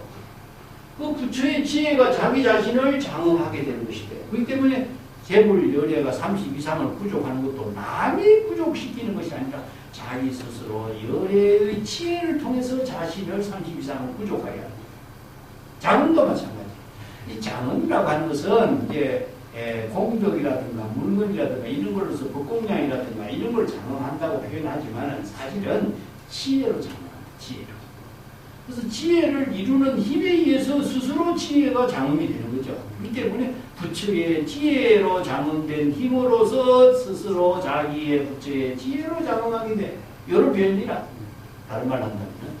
그렇기 때문에 부처의 지혜로 장엄됐으니까 그거는 뭐가 되죠? 적이열애. 곧 그는 열애가 돼요. 이 금강경에도 적이열애라는 말이 나요. 밑에 줄 거예요. 적이열애요 견소하담이라. 요 구절은 내가 밑에 줄도 달아놨어요. 어깨에다가 열애의 지혜를 부족하게 되기 때문에 열애의 모든 지혜 자비의 공덕을 어깨에 짊어지고 있는 사람이 돼요. 자, 이것은 열애의 어깨에 짊어지고 있는 사람은 전부 다 열애의 공덕이 되겠죠. 열애가 되었으니까. 자기 어깨에 짊어지고 있는 이 업이 아니라 재불열애의 지혜로 장엄된 공덕을 짊어집니다. 그래서 밑에 줄을 보세요. 이 건강경에도 요 구절이 나와요. 선남자 선여인이여 이 경전의 법문을 수지 독송한다면 곧 그가 열애가 되어서 부처의 지혜로 이 사람의 망심을 여실하게 알고 이 사람의 망심을 여실하게 볼 수가 있어서 무량무변의 공덕을 성취하게 된다. 그리고 어깨에 짊어지다. 이 말도 건강경에 이와 같은 사람은 열애의 지혜의 최상 안욕 따라 삼약 삼보리를 짊어지게 된 것이다. 이렇게 표현해 건강경에. 그러면 깨달음을 짊어지는 것이나 공덕을 짊어지는 것이나 열애가 짊어졌으니까 열애국이죠. 그래서 열애가 자기의 모든 것을 어깨에 짊어지고 있는 힘, 열애가 된 모습입니다. 이것을 이제 나 이 구절을 볼 적에 구마라점이 법화경도 번역했고 구마라점이 건강경도 번역했어요. 그래서 이런 구절들이 참 근사한 표현들이 많아요.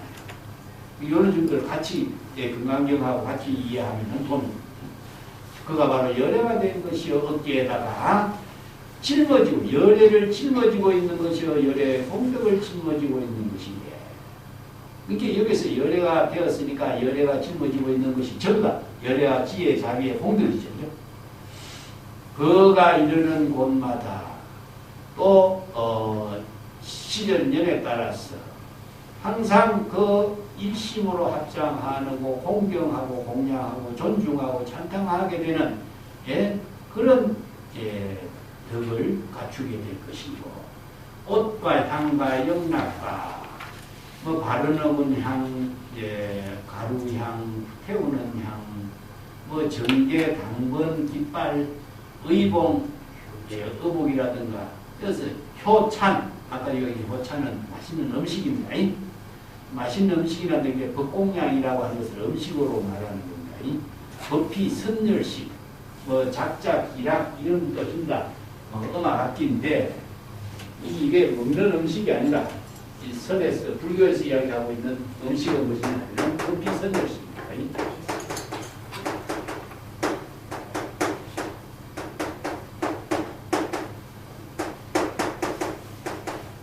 이걸 이제 음락이라고 해요.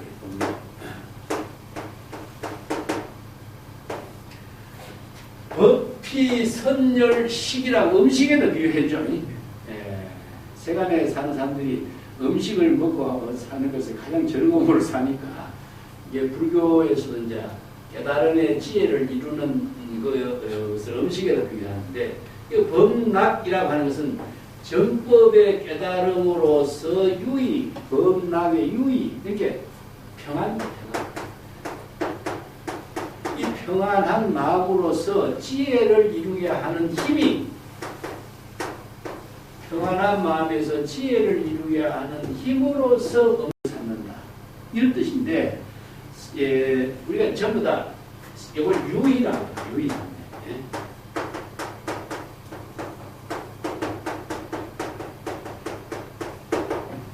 이걸 재물의 1대4 모든 본문사는 전부 다 범락을 이루는 삶이 바로 유의상계다. 그래서 중국 선성들도 이게 선실을 전부 다 범락으로 또 이제 낙도관 이렇게 표현해요. 낙도관. 낙도관.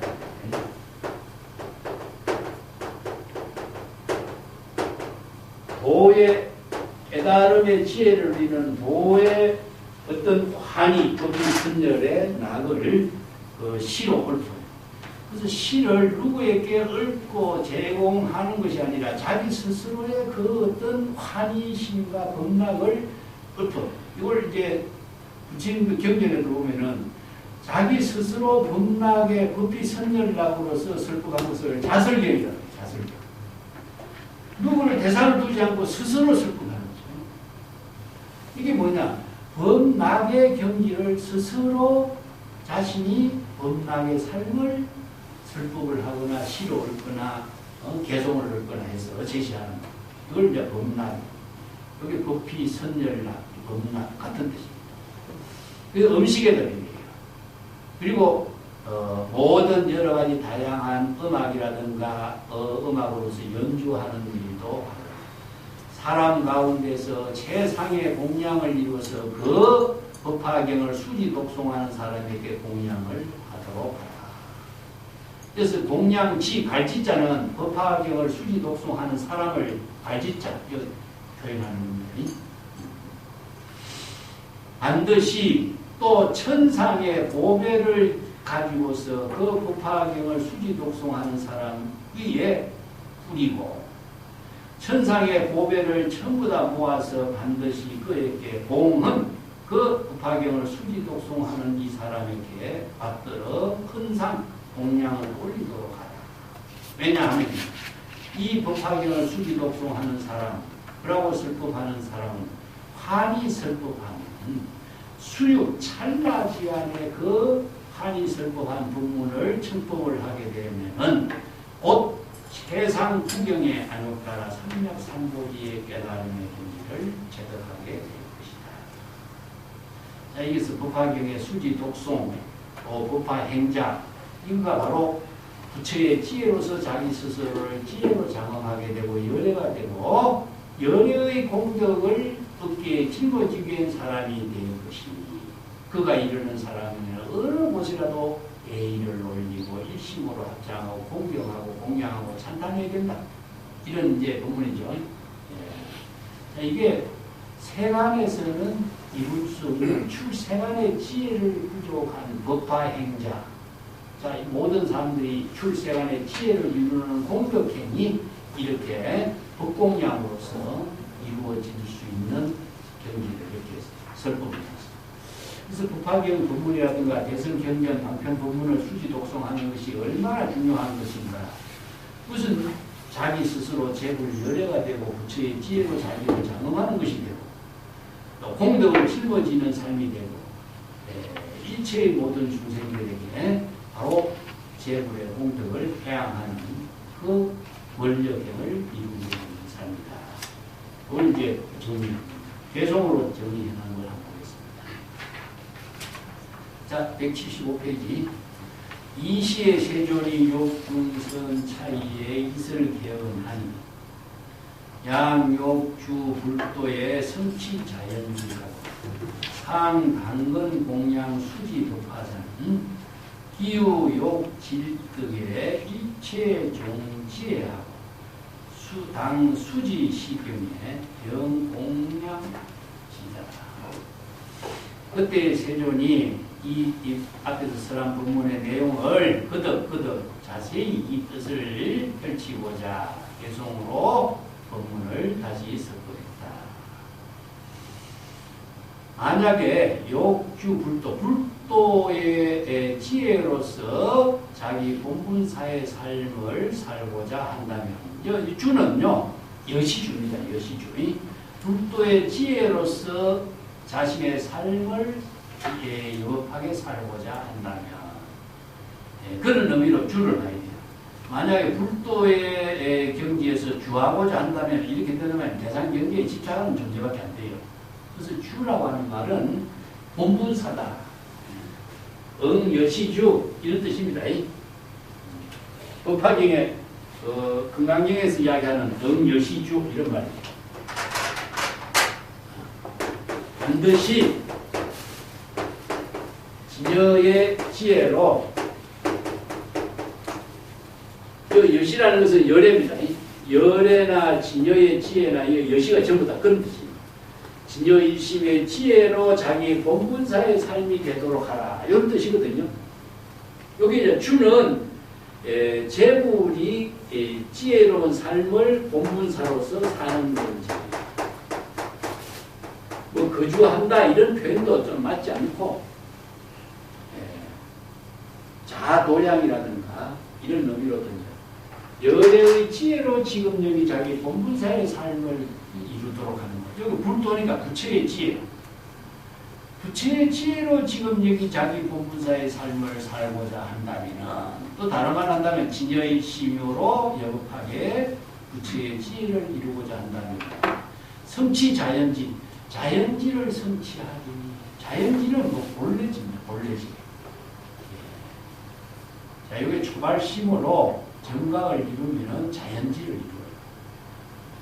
그 밑에 부분하고 같이 이 개송은 전체를 함께 이해해야 되기 때문에 다 먼저 하고 하겠습니다.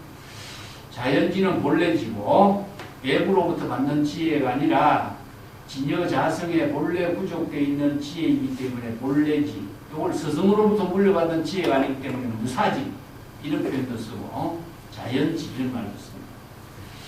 항상 부지런히 법화 행자를 수지하고 부지런히 공양하라.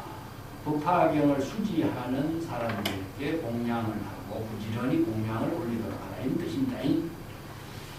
만약에 질떡, 질이라는 것이 이게 빠르다, 빨리, 속히. 그 질자는 돈과 같아요. 신속하게. 도로 했을 적에 이 질자를 씁니다. 만약에 신속하게 이체 종지를 깨달아 체득하고자 한다면 이런 뜻입니다. 반드시 이 법화경의 법문을 수지 독송하고 법화 공양, 법화의 방편 수지한 사람을 공양하도록 하라. 그 위에는 자연지가 나오고 밑에는 일체 종지가 나오죠, 그죠? 요 구절을 같이 이해해.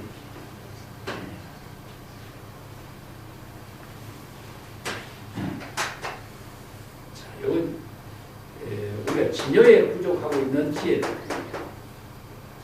진여에는 공의 경지를 이루는 것은 무엇이냐? 본심을 지죠. 진여 본심을 회복하는 것이니까 진여 본심에 부족된 지를 자연지라고 합니다. 이 자연지는 스승으로부터 물려받은 지혜가 아니다 해서 무사지라고 합니다. 진여 본래에 부족되고 있기 때문에 이걸 본래지라고 합니다. 이렇게 이걸 진여 본심을 회복하는 자연지는 어떻게 이루냐면 초발심으로 이루어져요. 초발심으로 정각을 이룰 때에 저절로 이루어져요. 그래서 이걸 진여가 중생의 번뇌망념을 다 비우면은 진여 본심이 회복되면은 본심에 부족되어 있는 지혜를 자연지. 그래서 자연지를 부족하고자 한다면 어떻게 되죠? 발심 수행을 하면 자연지. 그러면은 불공에도 부족되는 것은 일체 종지라고. 일체 종지라고 하는 것은 방편지입니다. 방편지. 그래서 천배억하시인 서가모니 부처는 8만 4천의 방편의 지혜를 부족하는 것이 일체 종지인데 일체 종지를 부족했을 때에 언제 어디서라도 지금 여기에서도 어떤 중생의 신병이라도 진단하고 치료하고 지혜를 이루게 하는 힘이 자기의 본분사로서 할 수가 있어요. 그래서 칠떡 일체 종지, 일체 종지를 이루어지다 이런 말 원력을 세우죠. 그래서 방편의 지혜를 부족한 힘이 어디에서 나오냐? 방편 법문을 통해서 나와요. 그 방편 본분을 부족하려면 어떻게 해요? 법화경의 본분에서 이 방편의 지혜를 찾아야 돼요. 근데 법화경을 수지 독송하는 힘에 의해서 발심 수행했을 때 자연지를 이루고 법화경의 방편 본분을 다 수지 독송했을 때 일체 종지가 부족해요. 그래서 법화경을 중심으로 해서 재물의 자연지나 일체 종지를 부족하는 수행을 하도록 이 대송을 정리합니다. 그래서 이제 일체 종지와 자연지를 나누어서 지금 얘기했습니다. 법화경을 수지 독송하고 법문을 통해서 이 경지를 이루도록 하라. 이런 법문이죠. 그 밑에 한번 보겠습니다. 야규능 수지로 요 법화경자는 당지 불소사요 민년 제중생 제유능 수지의 요 법화경자 사의 청정토하고 민중생고로 생차하니 당지 여시인은 자제 소욕생이요 능어 차악세의 광설무상법이라 응이 천화향 급천보 의보고 천상요 보치의 공양세법 오멸두 악세의 능지시경시 당합장 예경하고 여공양 세종 상찬 중감리에 급종종 의복하고 공양시 불자로 희덕 수유하는 양능의 부세의 수지시경자는 아견 제인 중에 행의 열애사. 자, 만약에 어떤 사람이 능히 이 묘면학의 본문을 수지 독송한다면은 이런 뜻입니다. 줄여가지고 수지란 말만 넣었어요. 수지 독송 사경한다면은 법화 행자가 된다면 이런 뜻입니다. 반드시 알아라. 이 사람은 부처님이 신부름꾼으로서 보내서 이런 말인데 부처의 지혜로서 신부름꾼이 돼서 부처의 지혜로서 신부름꾼이 된다는 것은 뭡니까? 부처의 본분사로서 이런 뜻이겠죠. 부처의 본분사로서 신부름꾼 같은 역할을 하면서 어떤 역할을 하느냐? 모든 중생들을 불쌍하게 여기는 그 자비심을 갖고 염이라는 것은 그런 자비심을 갖게 되고 자비심을 사유하게 되고 이런 뜻입니다. 자비심을 갖게 되고 제유중생이요. 제유라는 것은 모든 중생을 말해요. 제유는 유는 중생을 표현합니다. 제유. 여러 중생들이 능히 이 법화경의 본문을 스스로 발심 수행해서 수지한다. 그리고 사의 청정토에서 면중생 생차라. 자, 그것을 모든 중생들이 원력을 세워가지고 이 법화경에 수지 독송하고 자, 재물 열의 경지를 이룬다면 이런 뜻이죠. 스스로 공덕을 이루어서 아미타 부처의 정토, 청정한 정토의 세계를 떨쳐버리고 자, 자기가 바로 불국토를 건립하고 편안하게 살 수 있는 그 재물의 경지에 안주하지 않고 청정한 정토까지도 떨쳐버리고 중생을 풀생하게 여기는 자비심을 가지고 있기 때문에 생차 이 사바세계의 원생신으로 출현한 것이다. 보살이 중생의 사바세계의 중생을 구제하고 그 차는 이 차세간이죠. 이 차세간은 중생의 사바세계를 말해요. 중생의 사바세계의 원생신으로 원력의 몸으로서 출현하는 것이다. 반드시 잘 알아라. 이와 같은 대보살은 자제소욕생이라 자유자재로 자기가 원생신을 태어나고 싶은데 자기의 몸을 자유자재로 몸을 놔두게 되는 것이다. 이게 바로 화생이죠. 화생. 천백억 화신 이런 것이냐 전부 다 이 화신입니다. 화신은 원생신. 네. 자, 중생을 구제하기 위해서는 중생의 근기에 자기의 몸을 낮춰야 되겠죠. 그죠? 자, 지옥의 중생을 구제하려면 자기가 지옥의 중생에게 나가야 되고, 또, 뭐, 악의 세계에 가려면 자기가 악의 몸으로 놔둬야 되는 거예요. 그래서 천백억화신으로 몸을 변화시켜. 그걸 변화신을, 다른 말 한다면 원생신. 그래서 재물 보살은 중생의 원력에 중생에 맞추어서 동사석으로 자신의 몸을 무진하게 변화시켜서 어제 천백억 과신이라. 그래서 원생신으로서 중생의 세계의 몸을 같이 해. 똑같이 중생과 똑같은 경지에 몸을 낮추어서 중생과 함께 파강동진하면서 동사석하면서 중생을 구제하는 일을 본분사로 한다. 자, 자기가 청정한 정토의 세계를 떨쳐버리고 중생을 불쌍하게 여기고 이 중생의 사바세계에 원생신으로 몸을 놔둬 반드시 이와 같은 사람은 자유자재로 자신이 원력행에 맞춰서 자신의 몸을 놔둔 것입니다. 능히 스스로 이 사바세계 악세에 악세는 사바세계죠. 오탁 악세를 줄여서 악세라고 해요. 오탁 악세는 뭡니까? 바로 중생의 사바세계를 오탁을 5가지로 오염된 세계죠. 원내 망념으로 명탁으로 전부 다 중생의 망념으로 오염된 세계를 악세를 널리 무상의 최상의 정법의 깨달음을 이루는 법화경의 법문을 설합니다. 광설이라는 것은 모든 중생들에게 늘 이런 뜻입니다. 반드시 그렇기 때문에 이 사람에게 천화향으로 천상의 꽃과 향기로서 공양을 해야 된다. 그죠? 또 천상의 보배의 의복으로서 공양을 하고 천상의 미묘하고 아름답고 귀중한 보배를 다 모아서 그 설법자에게 공양을 해야.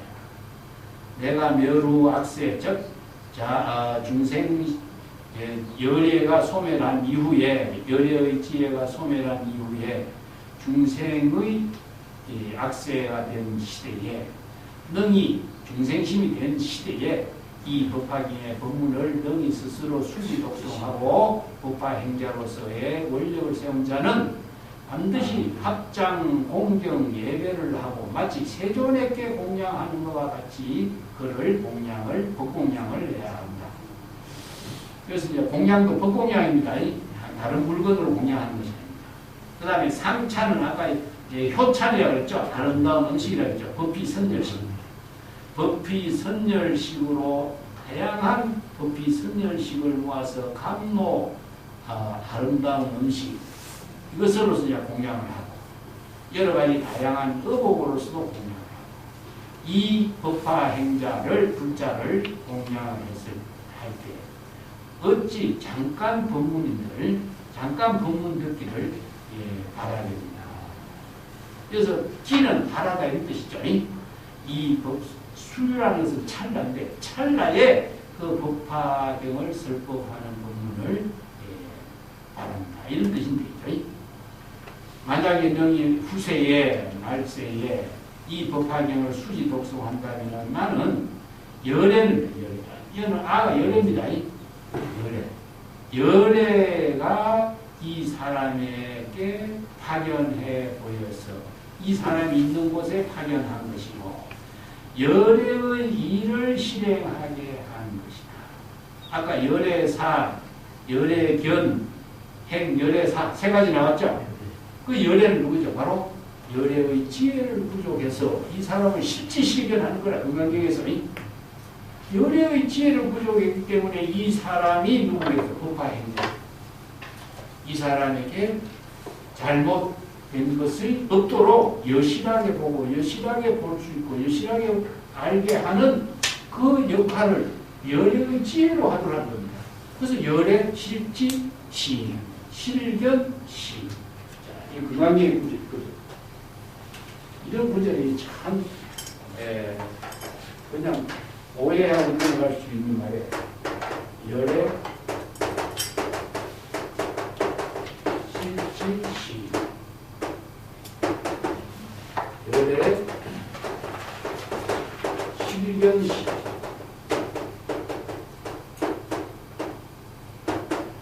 이 시는 누구냐면은 선남자 선녀입니다. 왜 선남자 선녀인이 지금 수지 독송하고 있는 사람인데 열애는 또 누구죠? 바로 선남자 선녀인의 진여본심이다. 그 열애가 이 사람을 모두 다 알고 열애가 이 사람을 모두 다 볼 수 있다 이렇게 표현했고 열애하고 이 사람을 따로따로 보면 안 됩니다. 근데 보통 경계를 따로따로 열애가 이 사람을 다 알고 다 보고 이렇게 한다고 열애 따로 이 사람 따로 이렇게 말해요. 그러니까 열애가 해주는 걸로 열애가 이 보살을 선호념 제보살 성부적 열애가 보호해 주는 것처럼 생각해요. 이 경전을 잘못이에요. 이거는 뭐냐? 지여본심입니다. 지여본심의 지혜가 이 불도 수행하는 보살을 정법으로 여법하게 모두 다 수행하고 정법으로 잘 알고 있는 것을 부처의 지혜로 보는 겁니다. 보기 때문에 이 사람이 정법으로 살게 하는 힘이 어긋나지 않게 됩니다. 그러면 열의 지여본심의 지혜로 이 수행자의 지금 여기 자신의 모든 살림살이를 여실하게 지켜보니까 만약에 찰나의 망념이 일어난 사실 대상경계에 집착하는 것을 보게 된다면 열애가 바로 잡아줄 수 있다. 그러니까 열의 선혼연이 되는 거예요. 이 보살. 자, 이 시인은 보살이야, 보살. 선남자 선녀니까.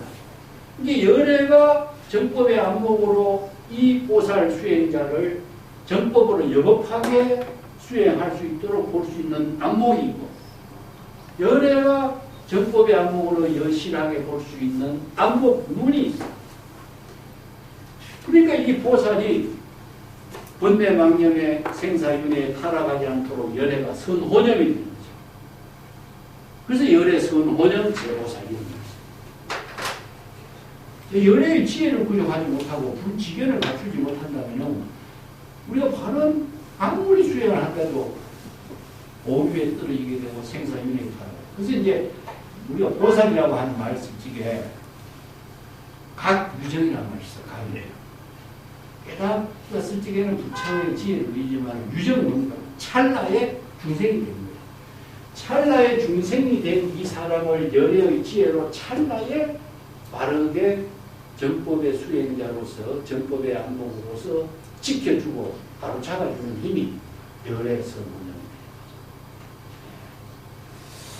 그 건강경의 이 구절하고 열애 실지실견하고 이것을 건강경을 번역한 책들이 거의 다 열애가 이 사람을 지켜가지고 뭐 보호해주고 이렇게 번역을 해서 이게 부처님이 누구를 위해서 해주는 사람이 되어버린 거예요. 그게 부처 따로 사람 따로가 되고 이 불법의 그 경전의 본문을 나는 이런 점을 안타깝게 생각해요. 이게 바로 정법으로 이 경전을 번역해야 이 경전이 살아나는데 경전을 글자로 번역하면 경전이 소설이 되었대요. 소설. 자, 요 밑에 구절을 열애가 멸후 열애의 지혜가 없을 때에 이 사람들 어떻게 되겠어? 바로 열애의 지혜로서 바로 깨달음을 이루게 하고 열애의 불사를 실행하게 하는 힘, 그 힘이 뭐냐? 법화경에 수지독송한 법화행자의 수행의 힘이 이루어진다 이거죠. 그 법화행자가 열애의 지혜를 부족했을 때에 바로 열애의 공덕사를 실행할 수 있는 능력을 갖추게 됩니다. 요 구절하고 건강경의 구절하고 너무 같아요. 그래서 제가 이 같이 공부를 하는 게 중요하다.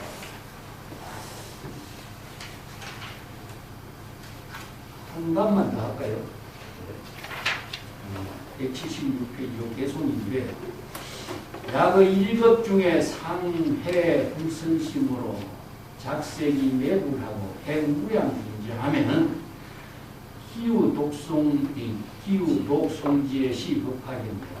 수유가 악은으로 기재부 가피랑 유인부 불도에 이어 1급 중에 합장제하전에 이 무수 개찬 유시 참불고로 등무량 공덕하니요 참미 지경자는 기복 부가피하니 80억급의 이 체묘색선 여향 미촉으로 공양 지경자 여시 공양이에 약득 수유문하며 적응자 은경에 악음 핵비리라. 야간 금 권유하니 금 소설 재경 이어 착용 중에 법파 체제이라.